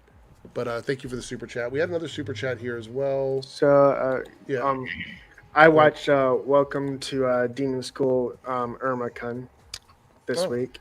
Okay. And I also did Reincarnated as a Neglected Noble. I also did Tower of the Gods rewatch and some other ones. You had a busy week. I like to watch a lot of anime, so. I've been going through, I've been doing Dexter, obviously. I mentioned that previously, but I've been going through the Final Destination movies for the first time, and those are very fun. Those have been a fun time. We got a super chat for Sagarvor, 499 super chat. I'm just curious, has a release date for The Boys Season 5 been announced yet? I'm just looking right now, and it says mid to late 2026. So. Yeah. It's Gen V this year, Boys next year. I'm okay with that. I had a lot of fun with Gen V Season 1. Me too. I'm going to miss a certain person not being there. Cause... Did you see the new poster for it? Oh, yeah, I did. We talked about it last week. Or last stream, I should say. There was another super chat, or another chat here that I was going to... Oh, Mobland. We're also watching Mobland as well. Was that you, Lance? Sorry, I was stretching. Sorry. You went, wow. All right. You know, I've been working like crazy this week. I'm tired. I hear that. All right, so let's do this. I think this would be quite interesting. Actually, let me go through what the choices are for the bonus stuff yet. Does one of them include a twerking compilation for me? No. Oh, dang it. AMA weekend stream, which would basically just be me going live with some other people, and the chat drives the entire conversation. So basically, I'll just anything Q&A. you guys, yeah, pretty much. Eric versus the guest battle, which would basically be like me creating a topic, and then we argue our positions on that topic, and then the chat determines who the winner is. Debate night. Ranked 90s shows. So basically, we'll pick our top 5 favorite shows from the 90s. Ooh. That leaves the door wide open because it's not just superhero What if shows, we it's weren't like like old enough to comprehend? do you not watch shows from the 90s? Not like necessarily the 90s, but I go older, classic. But you don't have any shows you like from the 90s? No. That can't be true. Seriously? A whole That decade? can't be true. Yeah. You don't I don't you don't even- like the 90s Flash show with John Wesley Shipp? No. Hey, not I really. grew up on that shit. I mean, You you don't like you don't like animated Batman shows. like right, you don't like the Batman animated series or Friends? the Justice League? SpongeBob, Dragon Boy- Ball Z, Boy Meets World? Mr. Bean. Roseanne.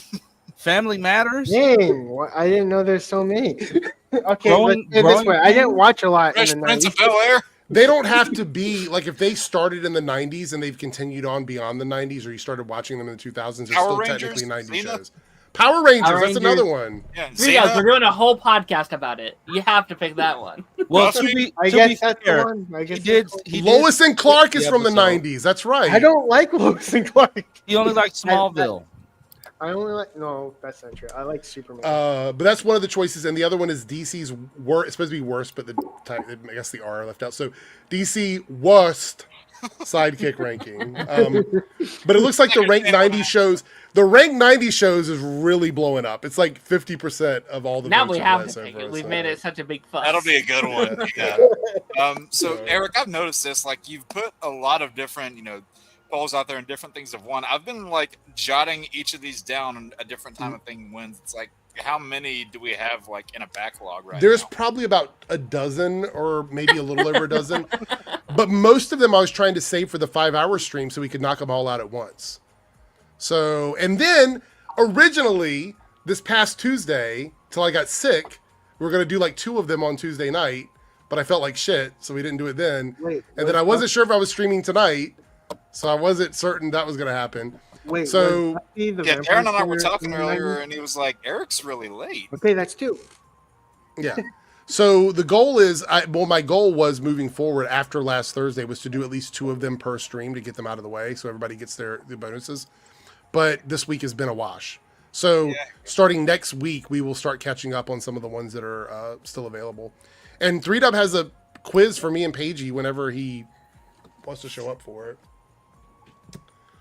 All right, so we have about 20 minutes left, so let's do this first, and then we'll talk about the Superman stuff. I can't remember who it was. Was it Cameron that tipped about Superman on Tuesday? Do you remember, Jake 3Dub? Regarding what? About his new powers in the comics? Oh, I think it was Cameron Walker that tipped. Yes, Cameron Walker. Okay. Yes. My memory slips me sometimes, but I think that was who it was. Same. We'll talk about that. But first, let's talk about this. Chris Hemsworth released a statement and thanks Marvel fans for supporting him as Thor. So this has a lot of people concerned. Let's read what he says, and then we will talk about this. We'll get back to For a second, I misread that part at the bottom. It said, "Thank you for making me money." Why are you showing me this, Twitter? I don't need this on the screen the whole I time. misread that bit at the bottom. It's Look like, at "Thank that. you for making me money. That's really annoying. When I click over it, this stays here. Is there not a way to like exit out of it and then go back in? I did, and it still you does swear. that. Like, watch. Oh, that's. Oh, Oh, there it goes. Oh, now it's gone.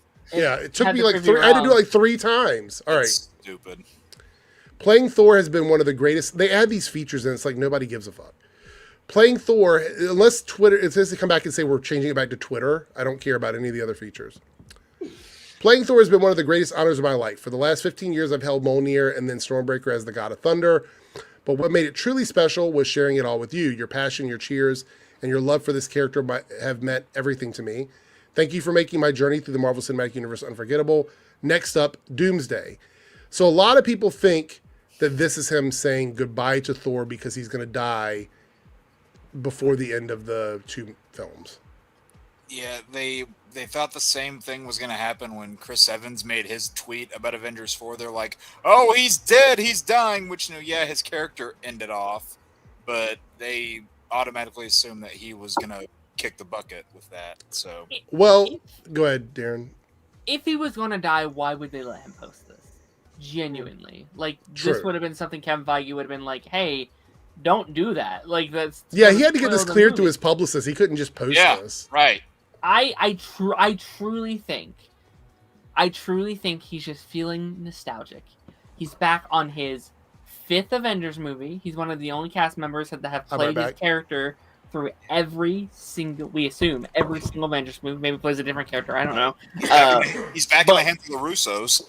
Right. Like, he is back with, Downey and a lot of these cast members he's worked with, over the years. It's been going on, 15 years since the first movie came out? Next year, like, 15 years, yeah. So, like, I bet he's looking around, he's doing all this stuff, and I think he's just grateful that he's been able to do this for so long. He's one of the only, MCU characters that have had 4 separate movies, 5 Avengers movies, spin-out. Like, he's done a lot with this character. So, I really just think he's looking around, and he's like, you know what? Thanks, guys. Thanks. I also think this, marks, him actually filming scenes, probably in the schedule-wise.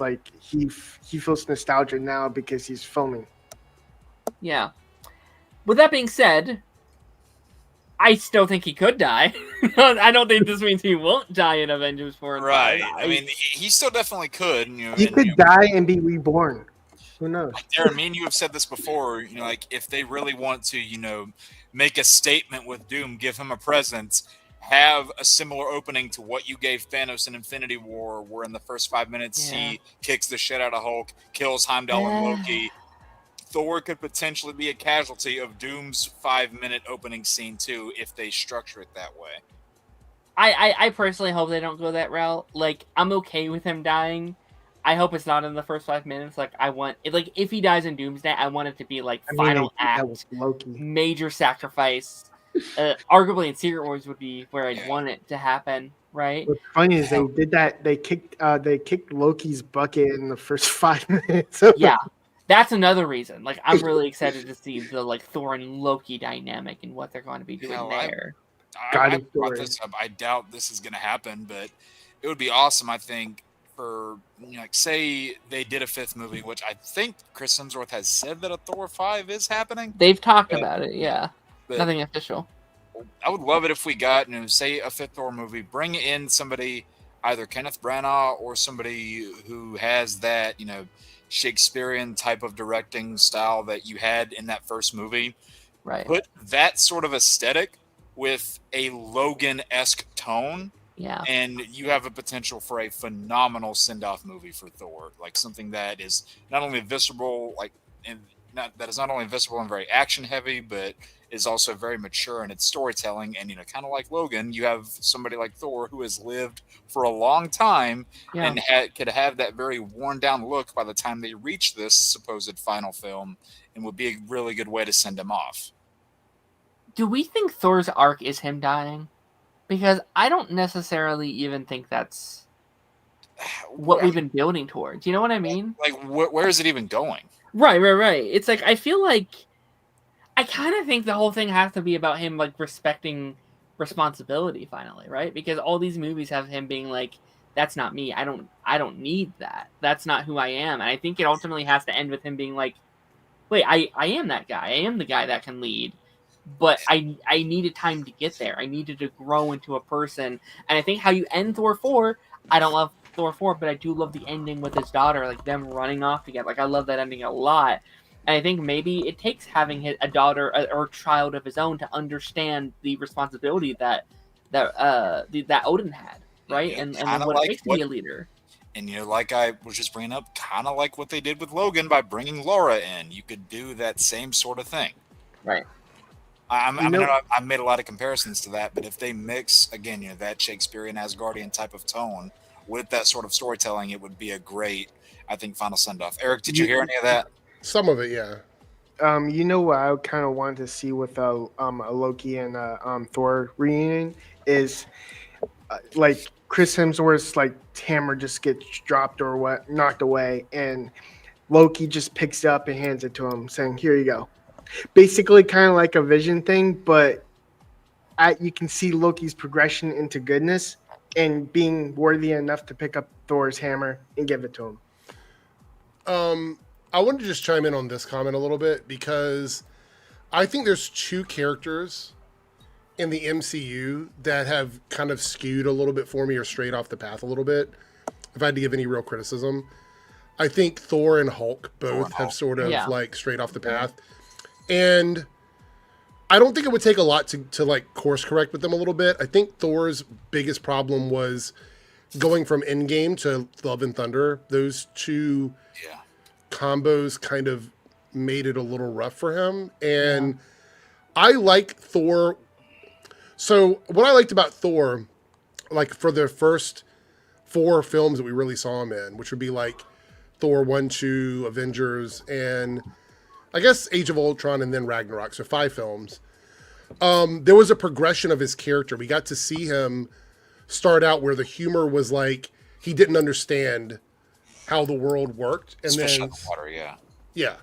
So that was funny. We got through that through the first couple movies, and then we got to the point where Thor leaned into not knowing how the world worked, and that's what made it even better because he wasn't taking himself too seriously, and we had a chance to laugh with him. Yeah, and when you contrast that with stories in those movies that are supposed to be taken very seriously, when your main character is not doing that, the contrast just doesn't work. The depressed Thor thing we did in Endgame always annoyed me. And let me tell you why. It was taking away one of your most powerful characters because you just wanted to take away one of your most powerful characters. That's really what that was. They wanted to raise the stakes up. They wanted to make sure Ms. Marvel, because think about this, Thor could have been the one crashing through the ships and knocking them down out of the sky. That would have worked. But they wanted to have that big moment for Ms. Marvel. They wanted to be able to have Captain America hold the hammer. There's a lot of things that led to that. And part of that was depressed Thor. I also thought the gag of Thor having like a dad bod was also, that was a bit too far too, I think. Yeah. Is it funny for like a mid-credit or in-credit scene? Yeah, but in the movie, it just didn't make. Didn't they make like a theme song, kind of like when he walks on screen, when he when he had the sunglasses and was walking on the scene? I think they had like a little like. I don't remember, score to with be honest. Maybe it was a copyrighted rock song that they had pulled. Yeah. But that was such to me like such an unrealistic body expectation. I felt like that someone can just like have that weight and just lose it. They could just be like, "Oh, it's gone now." But like there was a lot of things that hit me wrong about it. Like first of all, your visual depiction of depression is giving him a dad bod, making him fat, gaming. Yeah, you have a depressed Steve in that same movie, and he doesn't lose all of his like build. He doesn't become like a fat slob. Yeah, and I feel like, everyone deals with depression in different ways. Everyone copes in different ways. But yeah, I think... it was a sight gag that I don't think worked. I agreed, yeah. Yeah, I'd say Thor peaked right here. Yeah. Okay, so this is why it kind of bugged me also. Thor, for the entire the first 3 phases of the MCU, grew in or had the story that you would give to a Superman character, a hero's right? journey. Yeah, he was placed on Earth, fish out of water. He had to learn how to adapt, and eventually became this character that everyone looked up. This was the guy. Like when he showed up, shit was about to go down. Yeah, you're all going to get your butts kicked. Yeah, like that's who this character was. To take him from that to where he ended up in Endgame was kind of a disservice to the character, in my opinion. Yeah. And It took all that character progression and just snatched it away from him. Yeah. and it's gotten to the point where like his maturity in contrast to his age has basically become a plot hole at this point. Yeah. It's like he's devolving. Technically, he should have been wiser because he's been Thor longer. Why would he Yeah. turn into a clown? Yeah. And it no, they And I think Chris Hemsworth talked about this in an interview, didn't he? Didn't he say that he Yeah. lost sight of what the character was or Yeah. whatever? Yeah, because they leaned into all of the worst aspects of Thor Ragnarok and turned that up to 11 in Love and Thunder. And like that could like in theory that could work in Love and Thunder if they played to those themes better, right?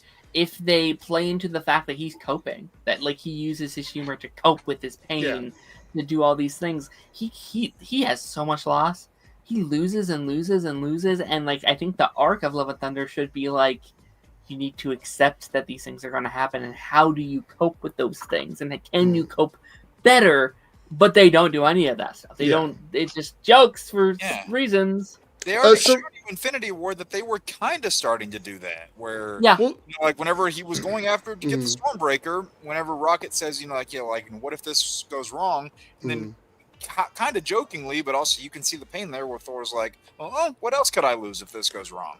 I think the issue with Thor is the gag went on for too long. That's what it was. It was like, you know, you have that one friend that tells a joke once and you're like, yeah, that's funny. And they tell it again. You're like, oh, that's pretty funny. Third time you're like, oh, okay, we get it. And then it's the joke they tell every time you're together. And you're like, okay. And that's what it became. And I think that's what they need to change. Serenity, I understand what you're saying there. I don't have really an issue with that. But again, it was a cheap sight gag. It didn't that visual representation didn't change anything about the situation that Thor was in. It wasn't like he was fat and he was no longer the God of Thunder. He still was. Yeah. He was just depressed. Right. And they had to show that by making him quote unquote fat Thor, which by the way, he wasn't even really that fat. He just had a little gut on him. So no. I'm about to hop out. Okay, Lance, you're dozing off, so we'll see you later. Take care. Good to see you later, Grandpa. Yeah, buddy. 3 Dubs letting you have it. Oh shit. I just thought it was a cheap joke that was unnecessary, and the only reason it existed is because they were leaning in to the Taika Waititi vibe of the character because of how successful he had been with Ragnarok.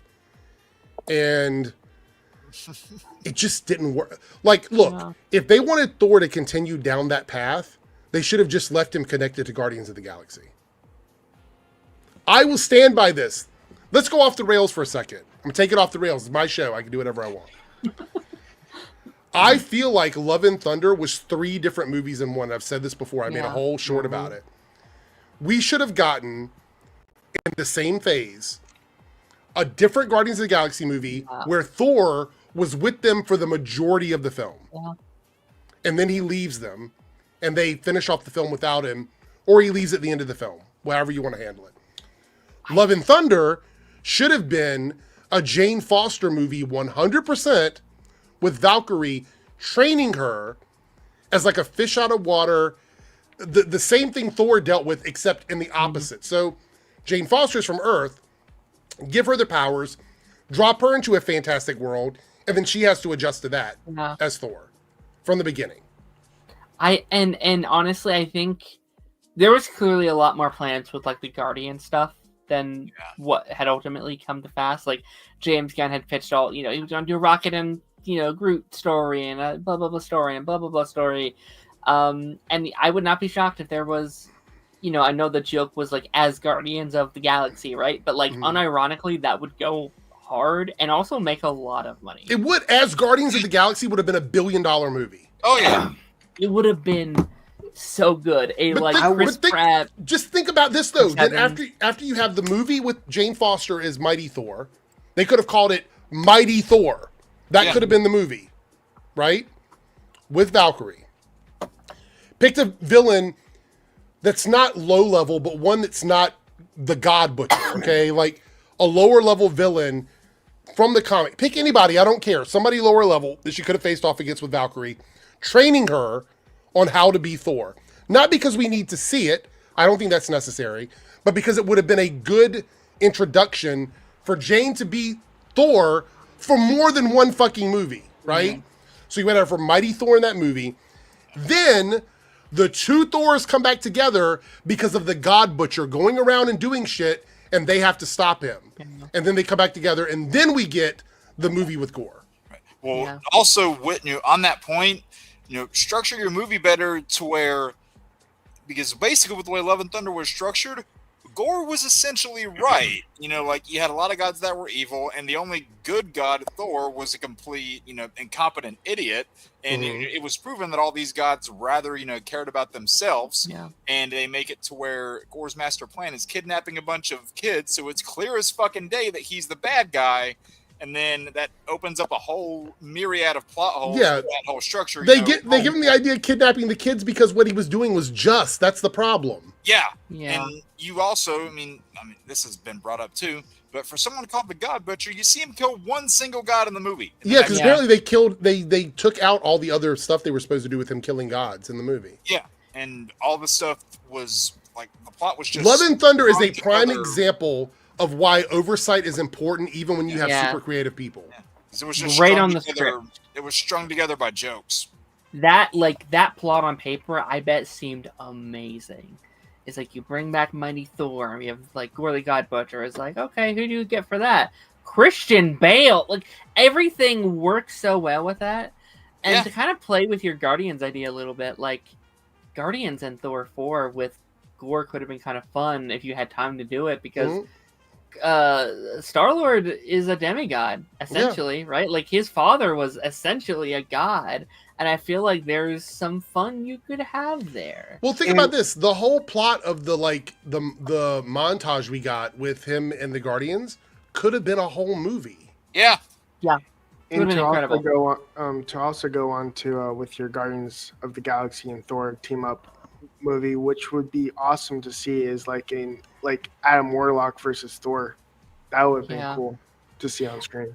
And like that would have, I think, really done well for his arc, right? If Thor 4 is about him still grieving, right? Because like just because everyone comes back doesn't mean you stop grieving. That pain that he went through for those 5 years are still there. He still failed as a person.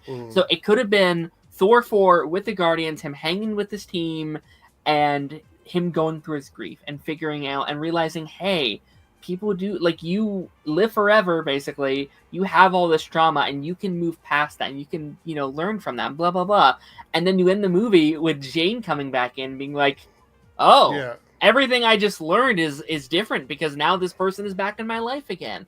And, like, the whole arc of that movie is being like, okay, yes, it does happen, and I now have to deal with that. Did you deal with that pain? Speaking of the Jane comment that Darren made, did you see that mashup with Revenge of the Sith and Thor, where Thor just comes in and goes, Jane? And then you see, like, you're with him! You liar! Basically having both of Natalie Portman's in the scene. I didn't see that. That's funny, though. All right, before we see the results of the poll, we're going to pull up this last topic here. This was Cameron's topic. So this is from the comics. A new Superman series is launching its first issue by doing the unthinkable. Living up to the power of its name, Superman Unlimited has taken Kal-El to a new level of power, infusing him with the might of kryptonite to take a new golden form, invulnerable to kryptonite. So he's infused with kryptonite, gold kryptonite, I guess, to make him invulnerable to all other kryptonites. So you know what? Does that just make him not have any powers then? Because gold kryptonite takes away his powers. I was about to say that too. Like, that's contradiction. It doesn't explain here, so apparently... Wait. What was that for everyone who replies? What is that? Oh. For everyone who replies who clearly doesn't read comic, because we haven't seen the issue yet. Yeah. We have no idea what this is yet. We don't even know if there are limits, whether it's temporary, probably, or permanent. Please try and find some joy in your life. Yeah. I'm not complaining. I'm not complaining about it. It's an interesting concept. Like, yeah, I don't mind the concept. I just hope it's explained because of what the properties of that kryptonite historically are. Unlike blue kryptonite, gold kryptonite's permanent. Like, you become human you get stripped of all your powers. Right. So what does this mean then? Yeah. It also The, just well, sounds- well, if he does become human, he would be invincible to all kryptonite because he can't be affected by it. There's also just as someone who doesn't read many comics, who's just kind of an outsider. This also just sounds kind of boring. You know what I mean? Like a character that, like, you know, I know the whole argument is like, yes, Superman is interesting even though he's so powerful, but no weaknesses does sound a little Well, boring, I just like mean- narratively, right? I mean, he would still, in theory, he would still be weak to magic. Yes. He'll be weak to a gun. There. Like if What? someone shot him, it will go through him because. Oh, you mean Superman. because of this? Like it? Yeah, if he's truly with gold kryptonite, he would be human. So Yeah. any weapon will be powerful against him. Well, again, like that comment below from Bumpkins or whatever. We don't know exactly what this means yet. Like he's still wearing his suit, so It seems like this is like a new series, right? Like, it's this brand new. is like a Superman Unlimited. Yeah, it's So the first issue. I assume Gold Kryptonite is just different in this continuity. They're just changing whatever that is. They retconned it. Potentially. Because Yeah. I don't know how that would make sense for a Superman story. Let me see when it comes out. Hold on, I'm gonna check. He looks like he went Super Saiyan and forgot. Yeah, no, like it looks like almost like a Sonic the Hedgehog thing, where it's like, oh, this is Gold Sonic this time. It's like, okay, Let's see. Or he's Superman 1,000,000, and it's a different take on that. So it came out this past week. Just the Oh. first issue. Hold Okay. on.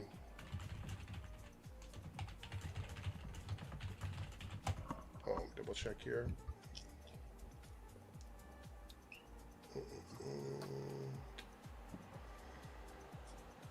All right. Massive asteroid comparable to the size of Metropolis is detected on a collision course with Earth. Superman is dispatched to intercept it. Upon confronting the asteroid, he discovers it's composed of near unbreakable metal encasing a core of kryptonite. Despite the lethal exposure, Superman manages to divert the asteroid, but the ordeal leaves him severely affected. The asteroid's remnants, rich in kryptonite, scatter across the globe. This sudden abundance of kryptonite transforms into a new energy resource, leading to geopolitical tensions and a shift in New World power dynamics. Superman, meanwhile, undergoes a transformation, emerging with altered abilities and a new golden appearance. So it doesn't say. That's all we really know, I guess, from the issue. He can't be Clark Kent anymore. yeah. Can he turn it on and off? If not, he's He's That screwed. Let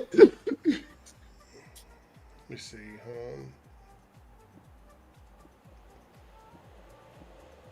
It doesn't say, so I don't know for sure. But that is a little weird. So he's always Superman, I guess. Mm-hmm. A bright Sober. golden Superman. Aesthetically, I don't know if that's going to be something that people want from the character. Will it be a bright burn? No, never mind. Chat, chime in on this one. Would you be happy with the Superman that's golden all the time? I don't like the visual. Bravo, Jake. Bravo. you can argue we're back to the golden age of comics. Or Superman 1,000,000, maybe the one that goes into the sun and absorbs all the energy. Yeah. I would like to see that in live action. I mean, they kind of did it with Superman and Lois, Oh, what do you mean? They where threw- he went it threw when he him went into the sun. when yeah they threw him. in the Oh, sun. you mean during season 2? Was it 2? Yeah. Yeah. Yeah. That was pretty cool. I don't actually Serenity. I didn't mind the blue and red look in the 90s. I thought that was fine. Yeah, because there were two of them when he lost his Yeah. power. Yeah, the red and blue Superman. Yeah, I didn't mind That that. I didn't mind, but like the Bill Ray Cyrus hippie hair, I did not like. I didn't like that either. But that was the vibe back then, I guess. Was it Yeah. for me? I didn't care No. about that shit. Yeah. He likes golden showers. Oh no. Damn it. Oh no. Okay.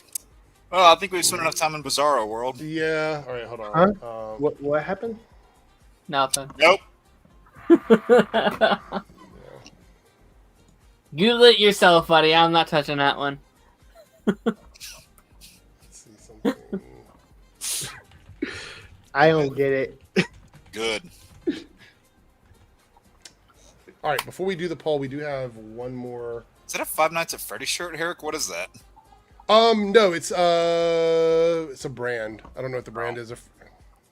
I'm trying to work on getting t-shirt sponsorships for YouTube. So Ooh. I've added a few companies have sent me stuff, but I don't want to dig in and get brand. Now I recognition get it. until all these, so I do see that Ultimate Spider-Man cartoon poster back there. yes, yeah. So the one right back there. Other side, but yeah. Yes. Well, I can't see where I'm pointing. but Right, yes. yeah. We have the super chat here from Cameron. $5 super chat. Eric, have you seen the character named Airwave gathers a new Justice League with heroes from past and future in the new Justice League run? Serenity says thanks for the spoilers. That was to Cameron Walker, apparently. Oh, not this, something else. Yeah, Got it, something got else. it. Okay. Oh yeah, this is the Hal Jordan character, right? The Airwave is Hal Jordan, right? Is that right? I think so, yes.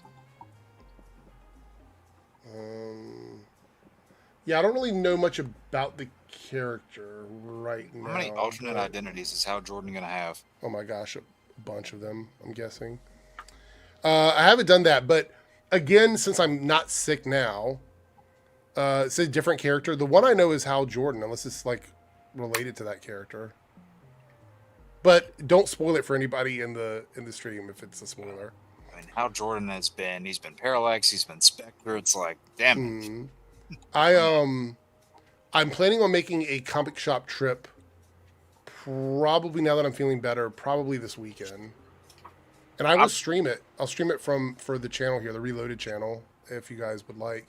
I might do that too, because I'm going on a vacation at the end of June to this timeshare that my grandparents own, and one of my favorite comic shops where I'm actually a little bit known whenever I go through there every year.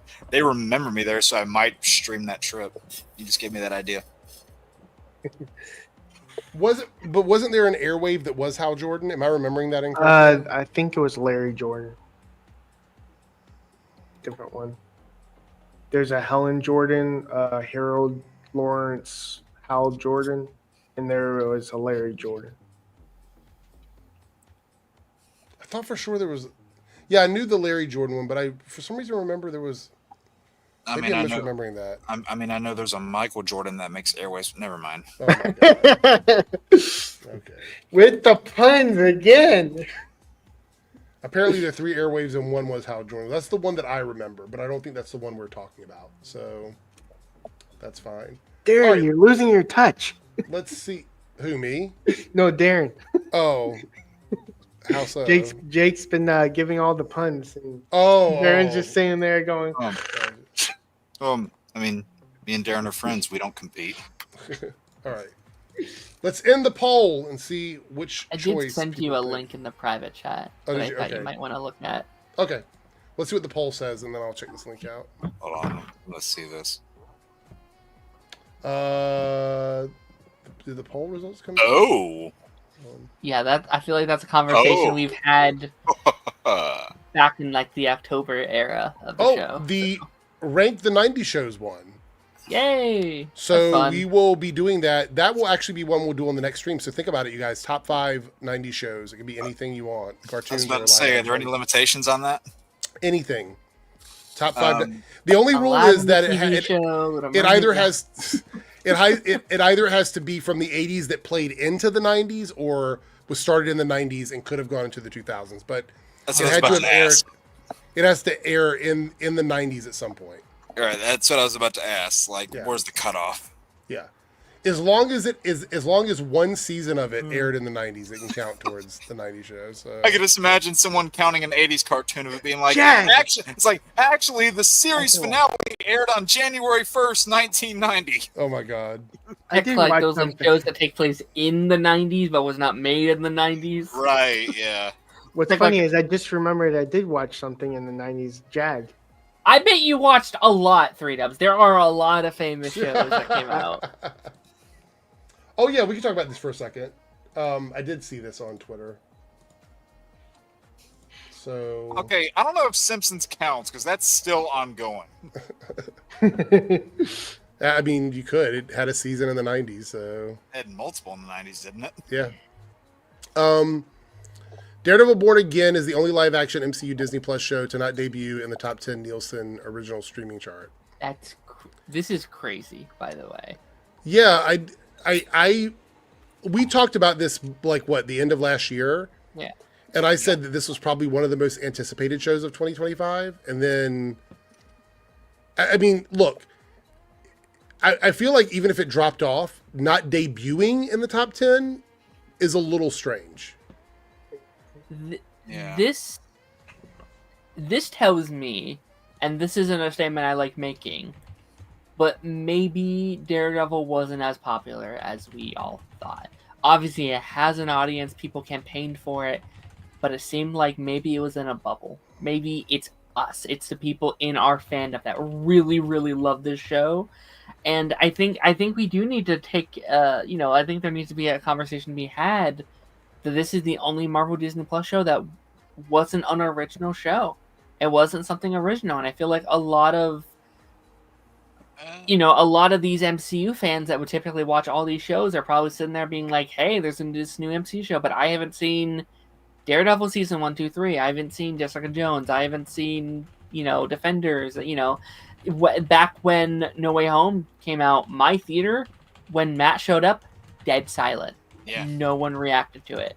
So maybe that's why. Maybe that's what we're dealing with here. That coupled with reception on a lot of these episodes weren't the greatest. There was there's a mixed bag reception, and it is a little concerning. Like, justifiably, like, is this a show?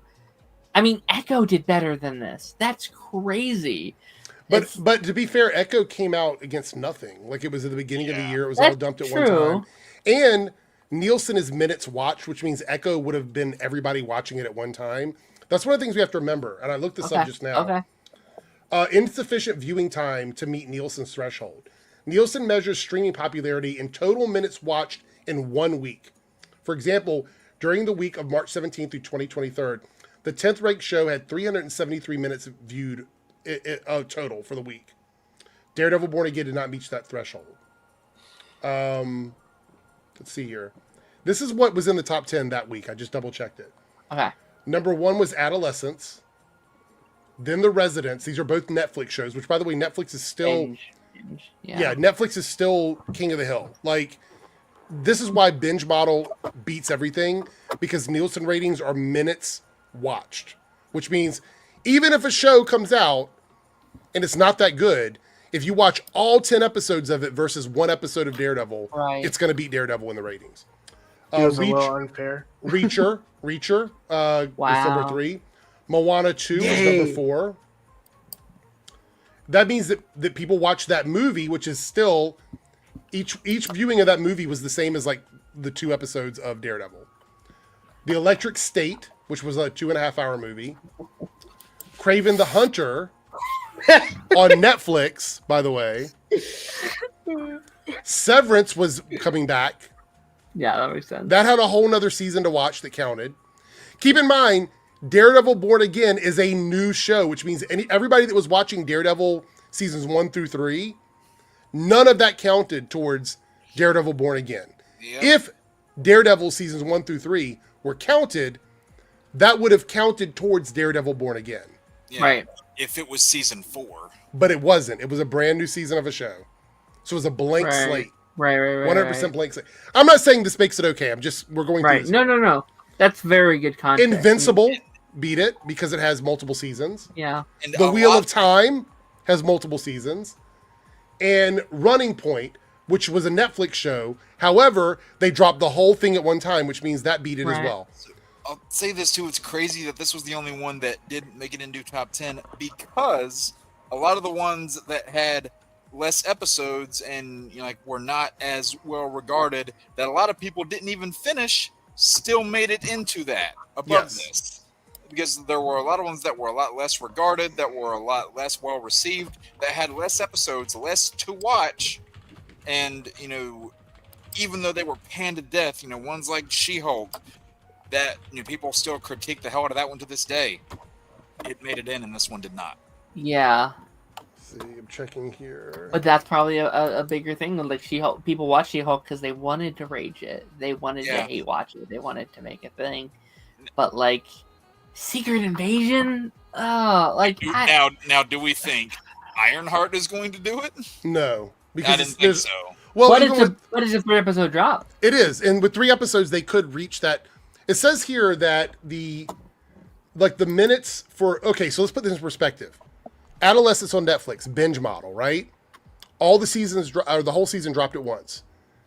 It had 1.442 billion minutes viewed in that week.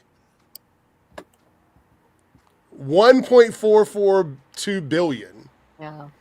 The lowest minutes viewed that week were 1.364 billion. Ironheart is a first-time show, 3 episodes, unless people are watching it over and over and over again, like in multiple viewings of the same 3 episodes. To hate watch it. It's not gonna get in there. Right. But you have to remember also, it really depends on what these shows are up against to what the viewing numbers are going to be. Yeah. Now, it does suck. I think this show should have done better, right? I think it obviously should have done better in the Nielsen numbers. But the show, if you look at it from a financial perspective, a lot of people repurchased memberships for Disney Plus just for this show. So that bodes well for the second season, which I think might do better. Yeah. So we'll see. Yeah, and the second season is also, not having to play like a half and half game of what was done before and what was done after. It's the same crew who came in with the really good bits, and now they're on full ahead. But also, they'll have the first season already available. So when this show drops, people that want to watch season 1 or season 4, season 1 of Daredevil Born Again, that will count towards the viewing numbers for the first 2 or 3 episodes of season 2. So. And I also think consistency in the long run is really going to help them. If what they say is true, that they're going to try and put a new season out every March for the next couple of years, by season 3, by season 4, they're going to see the consequences of that. They're going to see a more loyal fan base year to year of like, oh yes, I watched this last year. Look, we talked about this, Darren. I think that every show moving forward should be contractually asked for 2 seasons. Yeah. Period. Like, if you can't make somebody like a show by the end of your second season, maybe you don't deserve it. And film both at once if you can, because I think that's going to be the mandatory thing in a couple of years. I think, and leave very loose openings to go into season 3. Like, wrap up your main story as best you can. So, and have two. What? And have two endings of this. Like one's wrapped up and one's has a cliffhanger. I think as long as you wrap up the major story elements, I don't really care if they tease like something smaller for season 3 that never happens. Just don't leave us hanging on anything else. What's happening, Jake? Darren, do you want to throw that in private chat? I don't know if you can. What is it? What happened? I sent you the picture in Discord. Oh, okay. Sorry, I just don't know if I can do that from here. Now do you see why my mouth dropped? Oh. Yeah. Wait, it's 2:00 in the morning. Is something breaking news at 2:00 in the morning? So wait, what do you want me to do with this? Drop it in the private chat. Put it in there and or you can share your screen, Darren, if you want to share your screen. So, So you want this shared on screen? Yeah. You won't get in trouble or okay? No. This could be like a completely niche thing that no one aside from me and now you like knows about, but I just still want to share that. What? So for anybody who plays Marvel Future Fight, which is a mobile game, this banner just got released whenever you log into the game as a sneak peek for one of their next updates. And whenever something like that is released with that banner onto it, usually characters and costumes from whatever property is on the banner are upcoming. Oh, Gotcha. So as soon as I saw that, my mouth dropped. That's pretty cool. Sorry, that's why I got really excited. I was thinking we got like a trailer or something. I was like, no, But I've been playing Future Fight for like 10 years, so that was a big deal for me. Well, I gave up Marvel Strike Force about 4 years ago because that game was I garbage. So. tried that once, and then I quickly dropped I liked it, but it's predatory and it tries to steal your money, basically. What I've told Darren too is that Future Fight is really easy to pick up and play. You don't have to pay any of your money at all. It's really easy. That's the opposite of Strike Force. You can't even really play the game. This episode is sponsored. Yeah. Sorry, Raid Shadow Legends. Join my guild today. Sorry, I just had my moment there. Sorry. Yeah, that's okay. Cameron, the $5 super chat. Thank you, Cameron. Eric, have you seen that Laura Linney is? Yes, I did see that rumor, but I don't think there was any name attached to her casting. Right? It was just like she's been cast in the show or something. Did you guys see this one? Laura Linney and Lanterns? Oh yeah. I saw that. They haven't announced who it is though. Who's Laura Linney? An actor. You would know her if you saw. Let me pull up a picture of her. Sorry. What were you gonna say? Just being a smartass. Oh. No, it's better to be a smartass than a dumbass. That's true. Where's it at? Here we go. Apparently, I'm both. No. Here she is. Do you not recognize her? No. Really? She's been in a billion things. I don't recognize her inherently, but I bet if I looked up where she comes from, I'd be like, oh yeah. No, I feel old for bringing this one up, but she was like one of the leads in the Truman Show. Yeah. Yeah, Oh, I did see the Truman Show. She was the female lead in the Truman Show.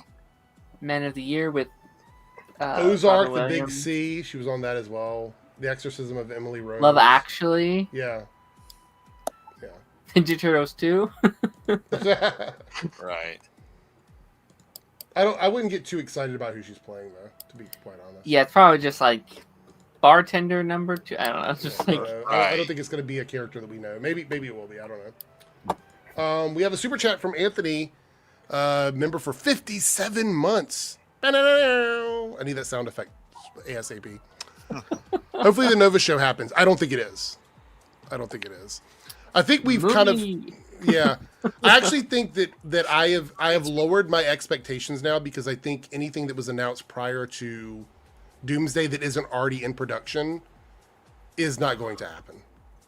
I always thought it was a stupid idea for it to be a show. Nova has the aesthetic and like the franchisable name to be a movie. So if we get them, maybe a presentation that leads to something, but movie. I mean, I was surprised for the longest time that Nova wasn't a member of the Guardians. Like, I thought that would have fit perfect. That's how you do it. You do Guardians 4 or some kind of offshoot of Guardians, and you introduce them via that. Right. Like, it fits perfectly.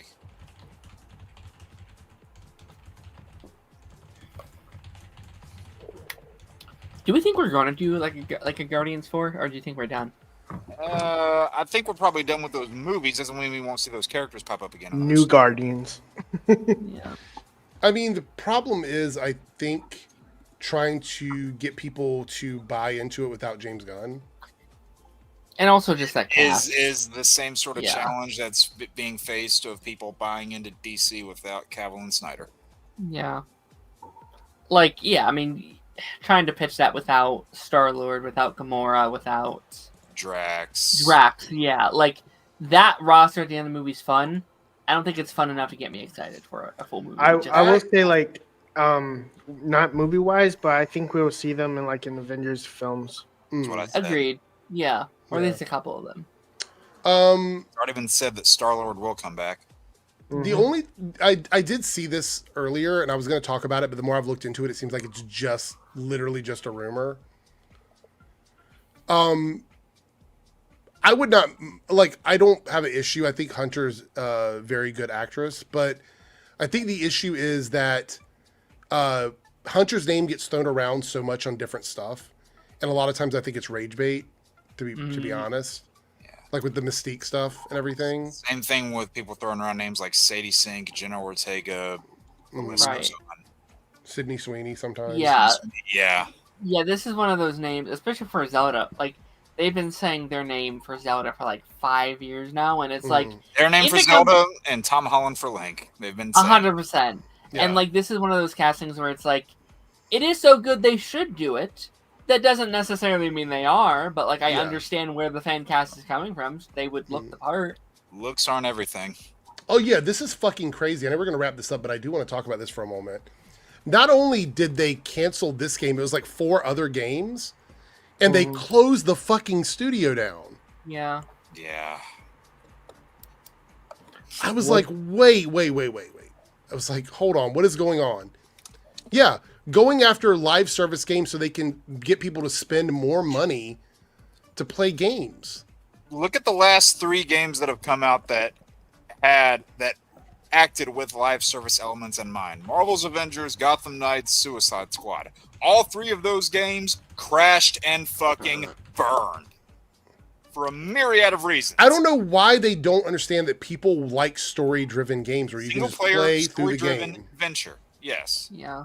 Or hell, even I mean, might be an outdated format, but I mean, even when they brought back the Marvel Ultimate Alliance franchise after like a decade, yes, it was multiplayer, but it was story-driven. Like it had a lot of replay value on its own. Live service is not what you need to keep these games going. Make a good game that has replay value to come back to, and people will come back to it, and they will get a lot more out of it instead of you just having to throw more and more into it and charge more money out of them, because you will get more money when people find out that the game is good and more people buy the game that you have that's priced up here, versus if you make the game bad or less than good, your small amount of people that are devoted fans that did buy the game, you're going to get more money by making a good game that more people will buy than taking your devoted fans and just trying to drain them dry of all their money. Yeah, it says here it says the 3 reasons that they gave for cancellation was strategic refocus, which is like we just talked about, the more live IP or live service games. Reduction, this one sounds more realistic to me. Reduction to license IP development. So they don't want to spend money on intellectual property. They want to have their own IPs, I guess, out there. Which is weird because I don't know if Cliffhanger Studios, which was a studio that was closed, I don't know if they were working on any sports games, but EA makes a lot of sports games. I can't imagine that they're hurting for money. They make so much money off of reskinning Madden every year. I think it's Madden is one of their big properties. Layoffs and studio closures. So it says the shutdown of Cliffhanger's games resulted in job losses, though EA has not disclosed the exact number of affected employees. This marks the 3rd significant restructuring in EA in 2025, following previous layoffs and project cancellations. However, it says that the Iron Man game they're developing is still going on. And there's another unannounced Marvel project still in the pipeline, but both of those are connected to Motive Studios. And then I guess the Skydance one is the 1943 Rise of Hydra. Right. Yeah, Skydance New Media is doing that. Yeah. I did see people, so when they were talking about this game getting canceled, people were sharing video clips from the Avengers game from like 5 years ago. Right. And people were like, this game looks fire. Why did it get canceled? You're looking at the Avengers game. And they know what they're doing. They know they're doing that. They're doing that just to get a rise out of people. Yeah. Do you think, this is a stupid question, but I still want to place it anyway. Do you think it's getting harder to pitch superhero games to the more casual audience? Because like obviously we're gonna play these games. We love playing as our favorite superheroes, but I feel like the genre is getting a bit harder to pitch. We're seeing that in the movie theaters. There's the quote unquote superhero fatigue thing. Yeah. Do you think it's harder because the game industry is a lot harder to sell copies than a movie ticket? That's how it is. So do you think we're gonna see a phase where maybe the superhero genre, at least in the game division, isn't gonna do as well? Especially when you see these games like Suicide Squad not do very well, Avengers not do very well. And I know, Jake, you literally just said why that did happen, but from a CEO standpoint, they're like, oh, all these comic book CEOs never look at anything outside of the numbers. That's all they look at is the numbers. They're going to see those and be like, oh, all these things didn't do very well. Guardians didn't do as well, except for your Batmans and your Spider-Mans. I could see a world where once this next set of games come out, they're like, all right, that's it. We're done for now. Kind of thing. They've already kind of been in that mindset for a while because, things like the Marvel vs. Capcom game, the most recent one, that one didn't do them good. a lot of people weren't interested in the Miles game being like a bridge-in one. So people, like the people that played it, liked it, but it didn't do as well for them financially. And then Avengers got rushed out, and like I said, myriad of problems. Gotham Knights, Suicide Squad, but one of the biggest things that they're shooting themselves in the foot with, this happened with Wonder Woman, and I fear that it's happening with Wolverine, is they announced it way too early. Because they announced that CG, like that little cinematic graphic that they made for that Wonder Woman game, and about this much was learned after it, and then boom, it was canceled. Yeah, I was going to bring up Marvel Rivals. Marvel Rivals is extremely popular. Marvel Rivals is different because it's free. Right. Not only is it free, but it's modeled essentially after a popular shooter that a lot of people played with the Marvel skin on. I want to put this out there. This you can apply this to Fortnite or any of these other games. If you are making a game free to play, I don't care if you have a cash shop. If it's a free to play game where I can buy skins and all that stuff from a cash shop, I don't care about that because I can still play the game for free. Yeah. If you're charging someone, if you're charging people $100 for a game and then you're locking a bunch of features behind a cash shop, I'm not going to play that game. And a number of those features that are locked behind cash walls in those games, the smart way to do it is have that there is an easy option, but still make that stuff obtainable through normal game means.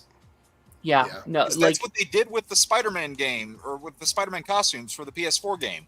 They had a costume bundle where it's like, hey, if you spend a little bit extra money, you can get these costumes early. We'll still let you get these costumes. We're not going to take that away from you completely. You just have to work a little bit for it. And people were fine with that. Yeah. I think free-to-play games with cash shops are the future of gaming. Yeah, 100%. Yes. And I'm kind of here for it, too. Like, obviously, they're getting lots of money, but it does bring people together. Like, I think Fortnite is such a big thing because anyone can play, and they can play across platforms. Anyone can play. You know why Fortnite, this is true, Anthony, and I'm looking forward to that game. I want to see what that looks like. But the Wolverine game was canceled as well, I believe. No, silently. I think it's silently canceled. No, they recently talked about it like last month. Did they? Or so. I don't think we're going to see it, but we'll see. Maybe I'll be wrong. I think it's quietly canceled. And we haven't heard word one on the Blade game that was announced. Okay. So the reason why games like Fortnite and Marvel Rivals does well outside of the scope of just the traditional gamer, and you can talk to my brother about this. He's talked about it in a lot of detail. They play that game as a family because it's free to play. Right. Yeah. So the whole family can play the game together, right? Mm-hmm. Everybody can have an account. They can play it multi-platform, play on PC, play on a gaming console. There's just options for that. It is a game that can run on your telephone. You can play Fortnite on your telephone or your tablet. So that kind of accessibility does reduce the power of the engine of the game, but it makes it accessible for everyone. And I can tell you this, if a multiplayer game is fun, people aren't going to care as much about whether or not a character looks great in 4K. Right. Yeah, because it's a game. You control the game. If the game doesn't control well, people aren't going to play it. Right. Serenity, that was my issue with Midnight Suns. I wanted to play it, but when I found out it was like a card game, I was like, I don't know about that. I didn't mind that because I've spent a lot of time playing games like Magic the Gathering, and when I said, oh, we're essentially doing something like Magic the Gathering, a little bit of Hearthstone, and we're doing that with Marvel, I was like, okay, cool, let's see what that's like. And I was pleasantly surprised with Midnight Suns. I enjoyed it. But again, I know it's not everybody's. But yeah, it's just, it kind of sucks that, because I don't know if the fatigue from superhero movies affects video games. I don't know if that's, because Aaron, you mentioned that.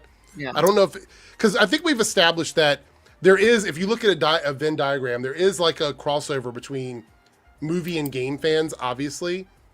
But the gaming industry is so much larger than the movie industry. Right. I think in general, that it's one of those things where I don't know if there's a one-to-one sort of comparison for, fans of movies and fans of superhero media, movies and video games. I don't know if it is. There's really not. I would say you might be onto something. I don't know. Why haven't we gotten a Superman game in forever? Why haven't we gotten a Flash game in forever? Why? They were going to. Well, I do have kind of an answer to that Flash one. This is a stupid reason, and I still have trouble believing this. the Flash game was reportedly in development, and I made an entire video on this, but because of the movie's Flash failure, movie. they scrapped that idea altogether, which is completely stupid because, just think, if, just use this as an example, if, like the Batman movies that, were panned by people back in the day, if those bombed, but we still got Batman video games, and people still love the Flash as a character, and the people, the people making the game equated the movie's failure to disinterest of the character, and that's absolutely not That again is executive bullshit. That's the same thing Yeah. we just talked about, like taking the wrong lessons from everything. And that's one of the problems we have with the industry right now is no one diving deeper into what the real fucking cause is. It's not like it isn't X superhero movie fails, so X superhero isn't valuable in any way possible. Right. Like that's Right. not like they that did that doesn't with Green equate. Lantern, and they did that with Green Lantern, and I feel like the only reason why that hasn't happened with the Flash is because the show was as successful as it was for a time, so Yeah. that proved that there was interest in the character. But with how DC they're squandered all the love for the Flash by putting out that movie. Yeah. yeah, because All the Arrowverse love that show had built up, they got rid of it in one film. because it took the entire length of the show for the film to come out when Ezra Miller was cast as the Flash in the beginning of its run.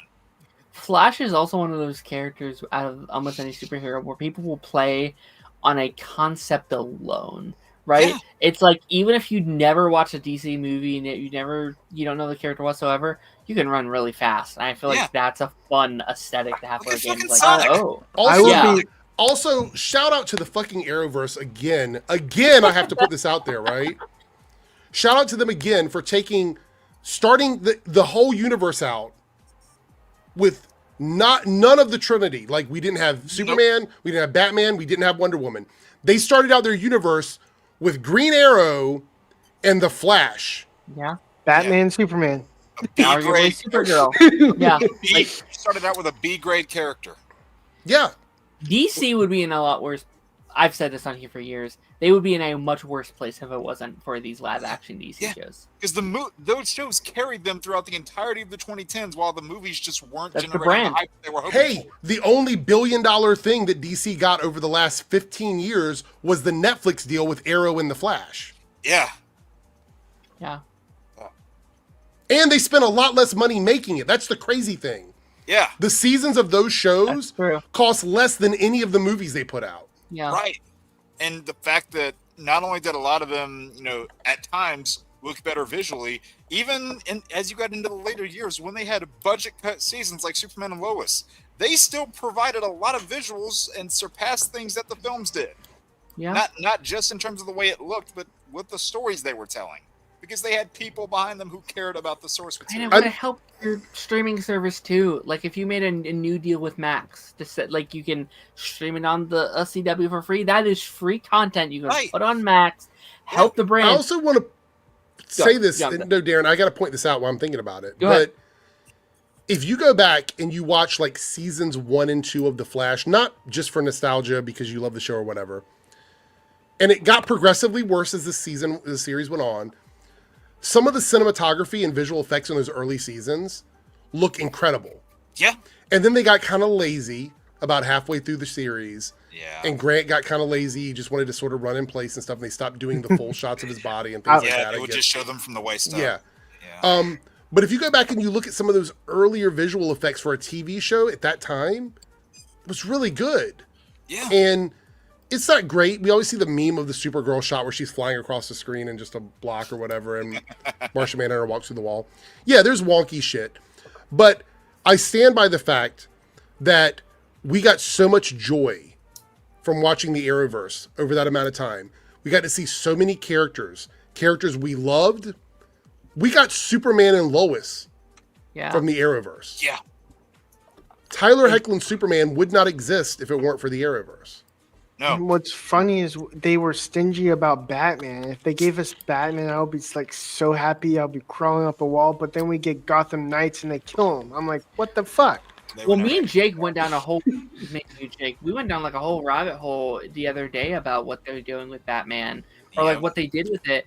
Is if like they would have been better off putting in the work and making a good Batman adaptation than what they were doing with the character, where they were doing things that made Batman look bad. They made an evil Batman that kills with the Kevin Conroy version. They did Gotham Knights, where he's like Party City Batman. And they there did was Prime Titans. version.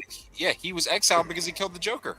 Yeah, Titans just is a bad guy. He kills his enemies. He does, he's a psychopath. He's an abusive father. Yeah, It would have been better for the brand if they were just like, hey, here's Superman and Lois, but with Batman. It's just like a really good take on Batman. Yeah, but CW just took every opportunity they could to piss on Batman, and I'm convinced that, if Ruby Rose would have remained on Batwoman as it went on, that eventual planned crossover that they were gonna do between Superman and Lois and Batwoman, I'm guessing the thought behind that was to eventually lead to Batman, because those are the two characters that would have had the biggest connection to him in that universe that we had seen. Right.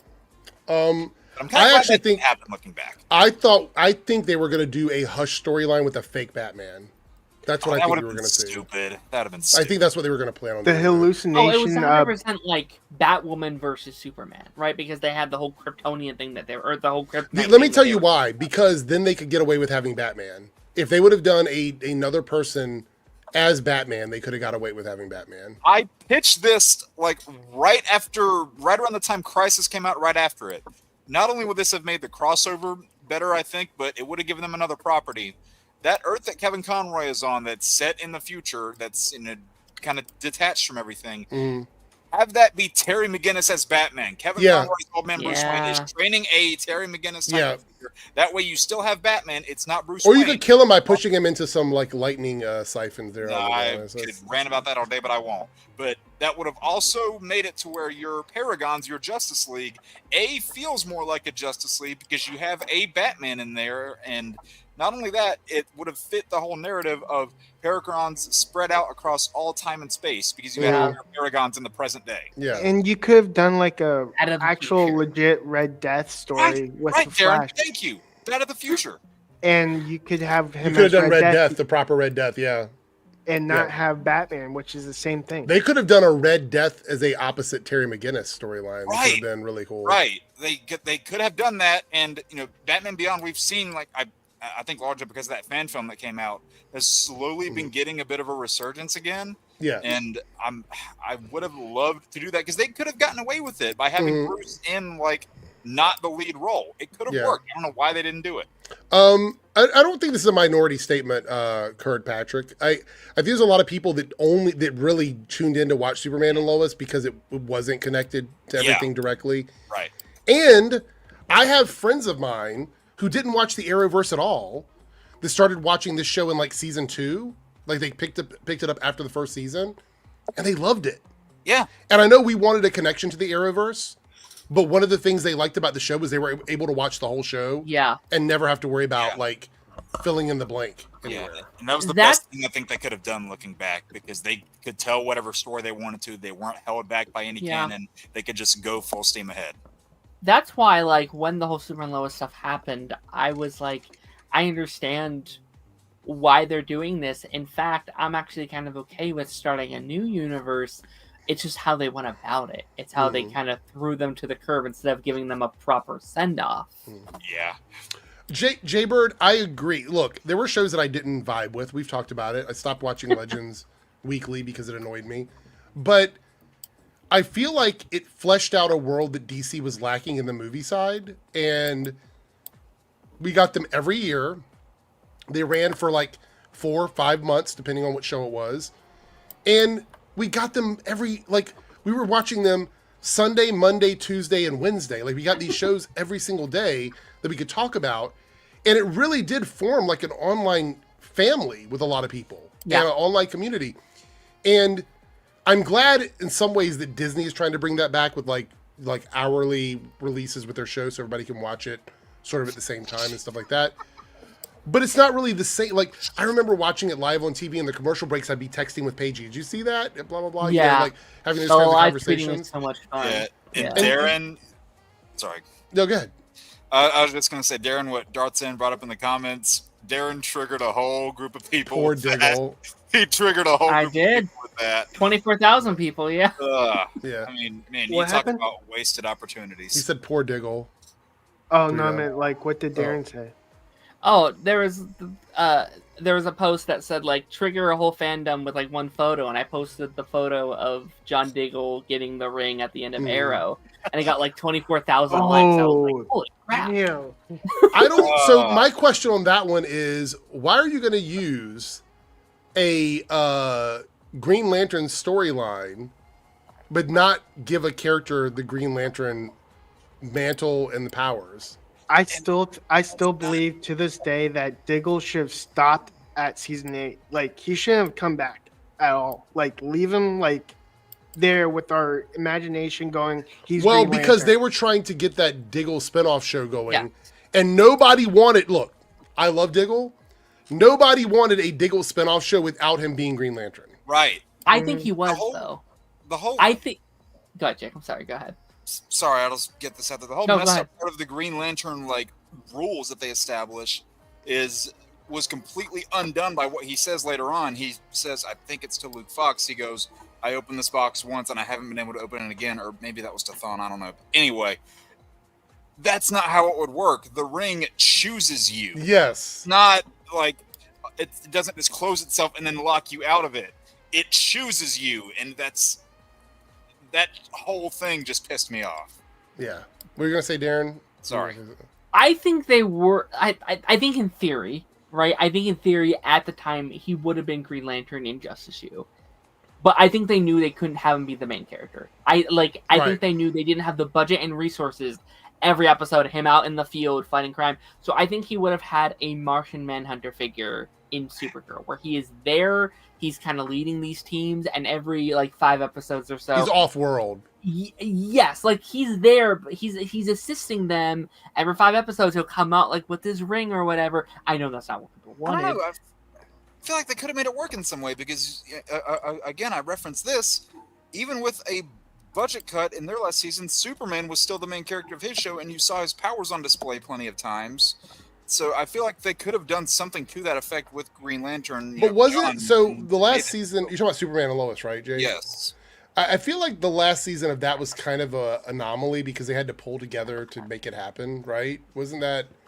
Yeah. Yeah. Didn't they say that everybody was like all hands on deck to make the show happen? And do you think that would have not been the case for this potential new one because it was like going to be a new property? I think doing that to end a series is different than doing that to begin a series. True. Okay, You yeah, know- I will give you that. What confused me now that Superman and Lois is not a part of the Arrowverse, the whole like how in the world did 2 Diggles get the same thing? Because I think they were supposed to be connected. Yes, they were supposed to be. Yeah, it was either a very late decision or they knew from the beginning and just didn't want to tell anyone. Yeah.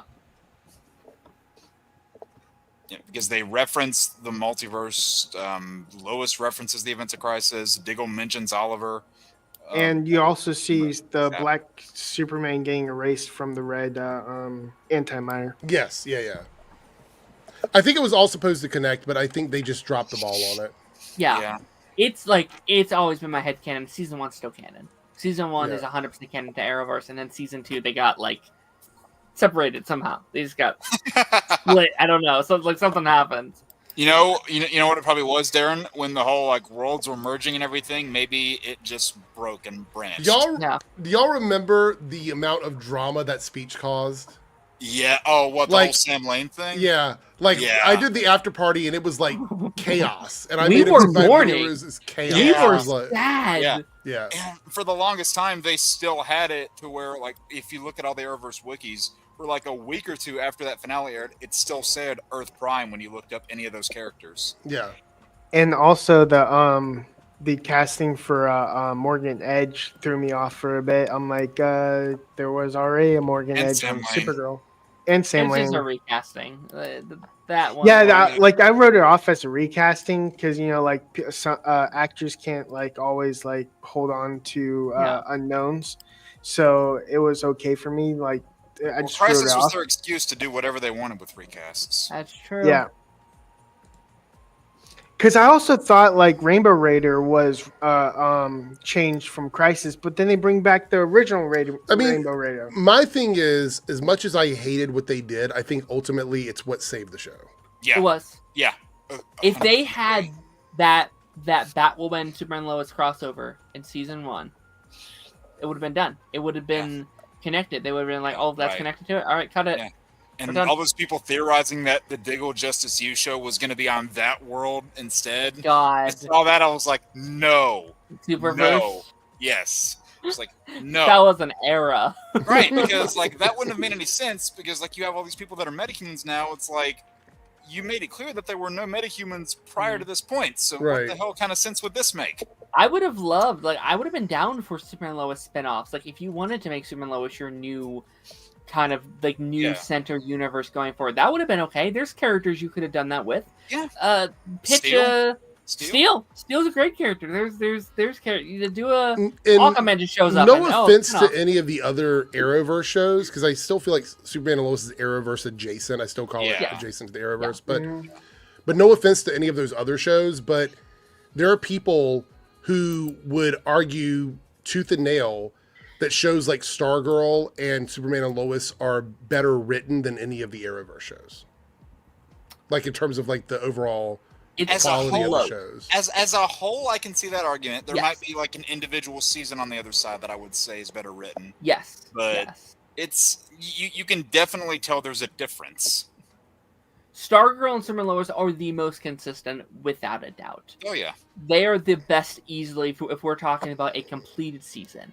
If we're ranking individual seasons, though, there's better seasons in the Arrowverse. Yeah. Right. Yeah. I also feel like they didn't change showrunners. Like basically, they lost somebody though, right? Wasn't there a showrunner that left? Or well, we lost a lot of writers in season 4. That's what happened. A lot of writers left. Yeah. And I'll be honest, like in terms of the cast with the whole budget cuts, I think it honestly kind of helped the season because you got to really focus on the core family characters and Lex. And I really only noticed the budget cuts from a cast standpoint whenever people like John Henry and Nat weren't around to help in the action scenes. Yeah, true. What's kind of funny, like now I think about it, like we never actually saw Superman do the whole like changing, well, aside for the shirt rips, but like from season 1 and 2, we never actually saw him like how he like hides his like change. We've mostly got like. I mean, he's got super speed. I just assume he like quickly. Like in when he crossed over with Supergirl, you saw him walk behind a pillar and come. There's a cheesiness to Supergirl that didn't exist in Superman and Lois. Plus, you saw him do the classic phone booth change in one of the episodes. Which one?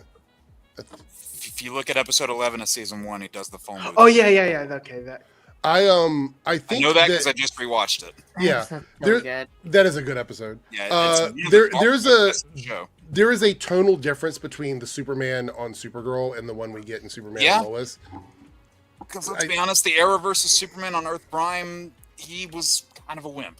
Yeah, unfortunately, yeah. I would say like it's because it's Supergirl show, not Superman. Yeah, 100%. Yeah, that's 100% the reason. And maybe then it's a blessing in disguise that they didn't introduce a prime Batman into Batwoman, because then he would have just been shafted to make Batwoman look better. True, 100%. That's the way it would have been, which is part of the reason why I think that was the struggle from the beginning. We're on a completely different conversation. We were gonna end this I think it was the struggle in the beginning, right?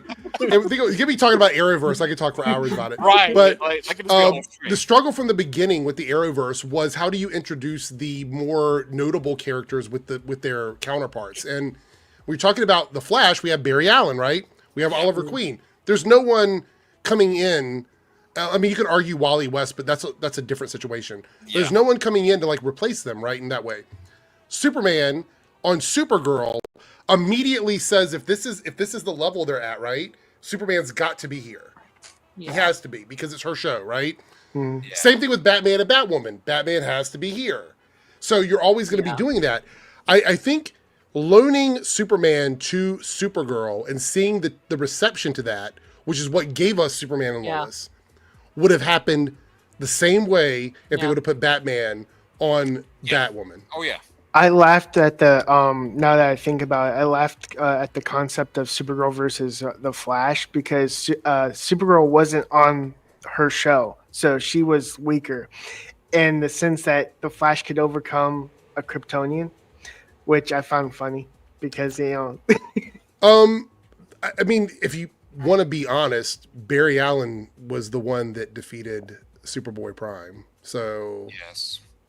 I mean, I will argue forever that a Flash that totally understands how to use his powers can beat anyone in the DC Yeah. universe. Right. Wally may be faster on pure speed, but Barry is smarter with the Speed Force. I don't think with the Speed Force connection and understanding the power that you have with the Speed Force, you are literally unstoppable. Yeah. And they did that in one of the later Flash episodes. What was it? Season 7? Like one of the early ones with the whole speed thinking bit. Yeah. Yeah. They introduced that and immediately I had a bad feeling. I was like, wait, they're going to take this away for It's the some same reason they took away Flash time. They don't really use that again. I mean, once Otherwise, he would be like that for the entire show, but then they had to come up with a poorly written reason why he wasn't. one swift sweep of the leg, Flash is unmovable. It doesn't matter. The Flash is so much faster than just a fast Yeah, but he superhero. should It see doesn't that matter. coming. Like, So do you have a problem with Justice League versus Teen Titans then? I don't look. I said if you are a person as the Flash that understands 100% the best way to use your power, Gotcha. you should be able to do it. There's Yeah. always going to be a caveat to that, right? Like for example, when Eobard said he has defeated Superman at some point or whatever, right. Yeah. Eobard's biggest issue is his ego, right? Like he's very egotistical. If you pull that away from him, right? Yeah. How smart is Welzebard? Like he is extremely smart. Yeah. So think about that in combination with the negative Speed Force. You have all of that going for you. Do I believe that character, realistically, if we're looking at it outside of the concept of like the hero being able to overcome the bad guy or whatever, do I think that version of the Flash, knowing everything he knows, could defeat Superman? 100% yes. Yeah. Wait. Could defeat the Earth Prime or the Superman and Lois Superman? Any Superman. There's no reason why, there's no reason why any character, except for maybe a reality warping character like Dr. Manhattan, Right. should ever lose to a Flash. Right. Yeah. Or like in this case, one that we saw, it would make sense if somebody like the Spectre was able to overpower him. Well, he could, yeah. Like we're talking about characters at like a different Right. level. Look, Superman is fucking crazy. He's strong and powerful, and he's always going to be your biggest brute force. Yeah. But if you're looking at the Justice League, every single character in the Justice League, I will stand by the fact that I could argue in every scenario that the Flash could beat every single one of those characters. Yeah. He should. Arguably, regardless of who your Flash is. Yeah.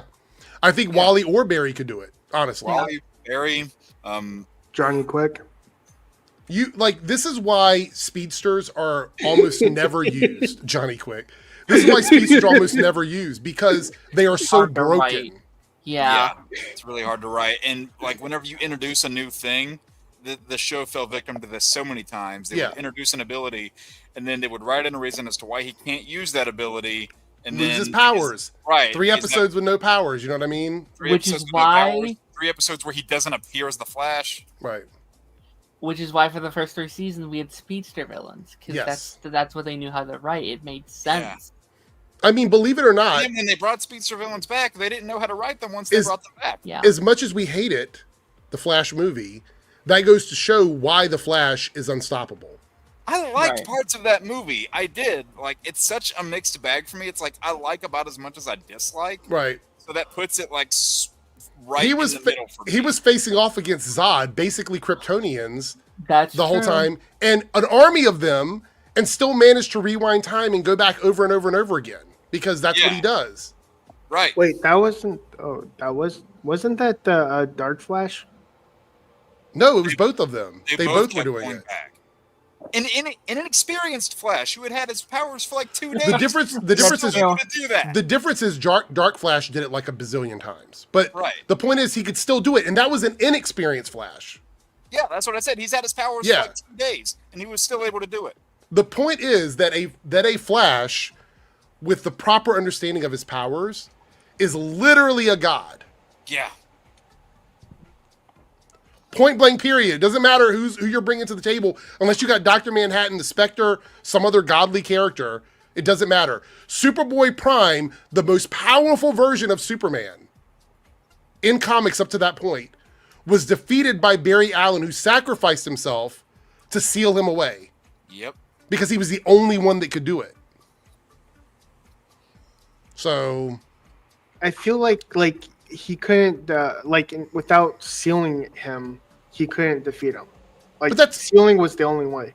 But that's the point. He was the one that did it. No, like, what difference does that make? The only way to stop Superboy, like a Superman in general, is kryptonite. Like, no, Superboy Prime was not affected by kryptonite. No. I mean, like any Superman that the Flash has to fight, like he could go grab kryptonite and bring it right back with him. Literally, there's a million ways he could defeat Superman. He would have to underhand without doing like what's the word, like with both powers like fully charged, like he would have to underhand the fight to win. Like Flash, what does that even mean? The Flash, because you said earlier if he trips the Flash, he wins. So how is that any different than him bringing kryptonite to the fight?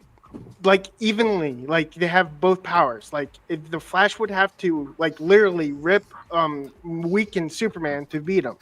But that's the same thing as tripping the Flash.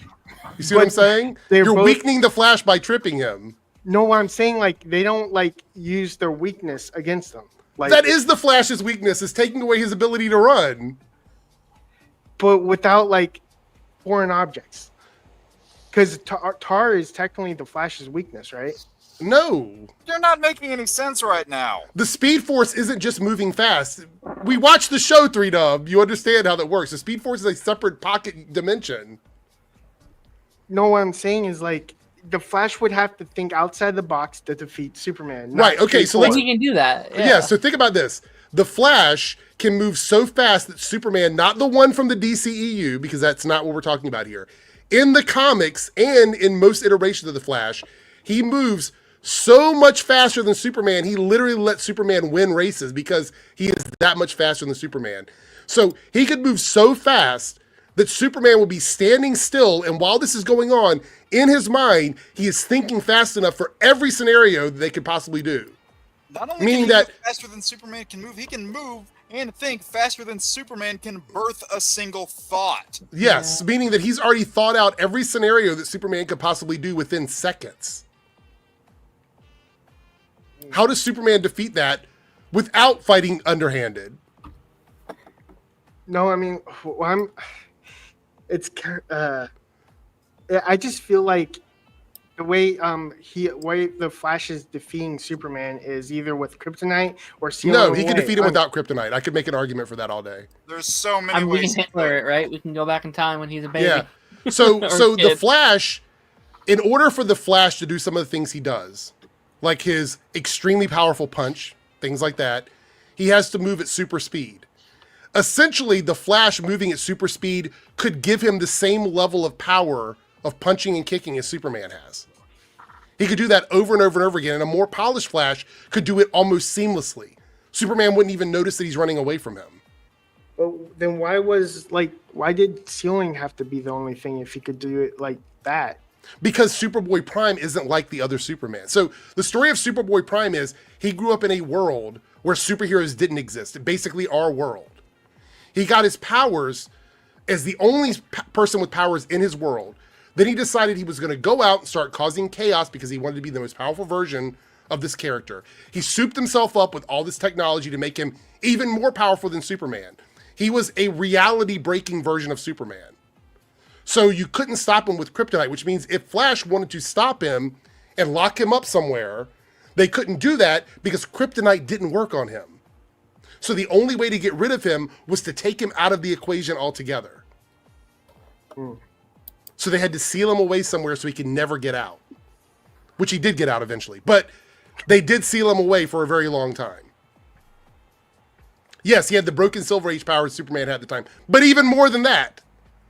So if you have a Superman that doesn't have a kryptonite weakness, what the fuck do you do? That's the question. Like, if he's not weak to kryptonite, it's really hard to fucking, like, stop him permanently. phase through him? I mean, you could, but he's still a Kryptonian. Like, we've seen Superman get beat up before, right? He gets beat up by other Kryptonians all the time. He gets beat up by Doomsday. He got killed by Doomsday. So it is possible to do that. It's beat up by magicians. Yes. I think they're, like, for example, if the Flash were to grab Superman and drag him into the Speed Force, bam, Superman's defeated. He would lose access to all of his stuff in the Speed Force and the Flash wins. Correct? Yes. Wow. That's not a debate. So there's lots of ways for Flash to beat Superman. Superman gets all the love because he's Superman, and I'm okay with that. I'm okay with the Flash being an underdog. But I will forever stand by the fact that both Barry and Wally teamed up are extremely powerful. Probably two of the most powerful characters in all the DC universe. Yeah. Not to mention, like, on their own, like, they have insane potential, especially Wally on their own. That doesn't even begin. If the two of them weren't rogue, everybody else would be fucked. Yeah. Staggerworth 19 super chat, chiming in at the 3-hour mark, which we're going to wrap it up here. The Flash deserves more recognition than he gets. I will agree with that, but I'm also okay with rooting for the guy that everybody underestimates. I'm totally good with that too. Yeah. I mean, why do you think I love Yamcha as a DBZ character? I'm fine. Oh gosh, here we go. We've got this again. It's a whole nother I'm conversation. fine with doing that. You clearly don't have Jarvis, a actor whole from extra Agent hour on Arrowverse. on Arrowverse. This is old school. It took us back. I love it. Oh yeah. Jarvis, actor from Agent Carter, reprising Vision Quest. Oh, the voice actor? It's not confirmed yet. Oh, No. okay. But it's the actor from Agent Carter. Yeah. Okay. Maybe we'll have a confirmation before the next stream. Be nice. That'd be really nice. So, How all much right, more until Agent Carter's canon, right? Like that's Yeah. one more notch if that's true. Maybe we're halfway to getting Agent Carter back. that would be really nice. I would love that. I have I know Agent Darren Carter's would love that canon, for Agents sure, of yeah. Shield's canon. Like you All can't right. have one without the other. Then I if wanna you have thank- Agent Shield, you get Ghost Rider. Right. I want to thank all of our guests tonight. 3Dub for hanging out with us. Always a pleasure to have 3Dub with us. We got Darren in the building. Jake was here with us, and Lance as well, who had to dip out because he was literally falling asleep on stream. Went an extra hour because we were an hour short on Tuesday, and look, it was all Arrowverse conversation, so it's like old school love again. So thank you guys for doing that. Anyway, we'll talk more on Tuesday, maybe Sunday. If we decide to do a bonus stream, I'll let everybody know. So make sure you guys turn on notifications. And that's it. See everyone later. Have a good night.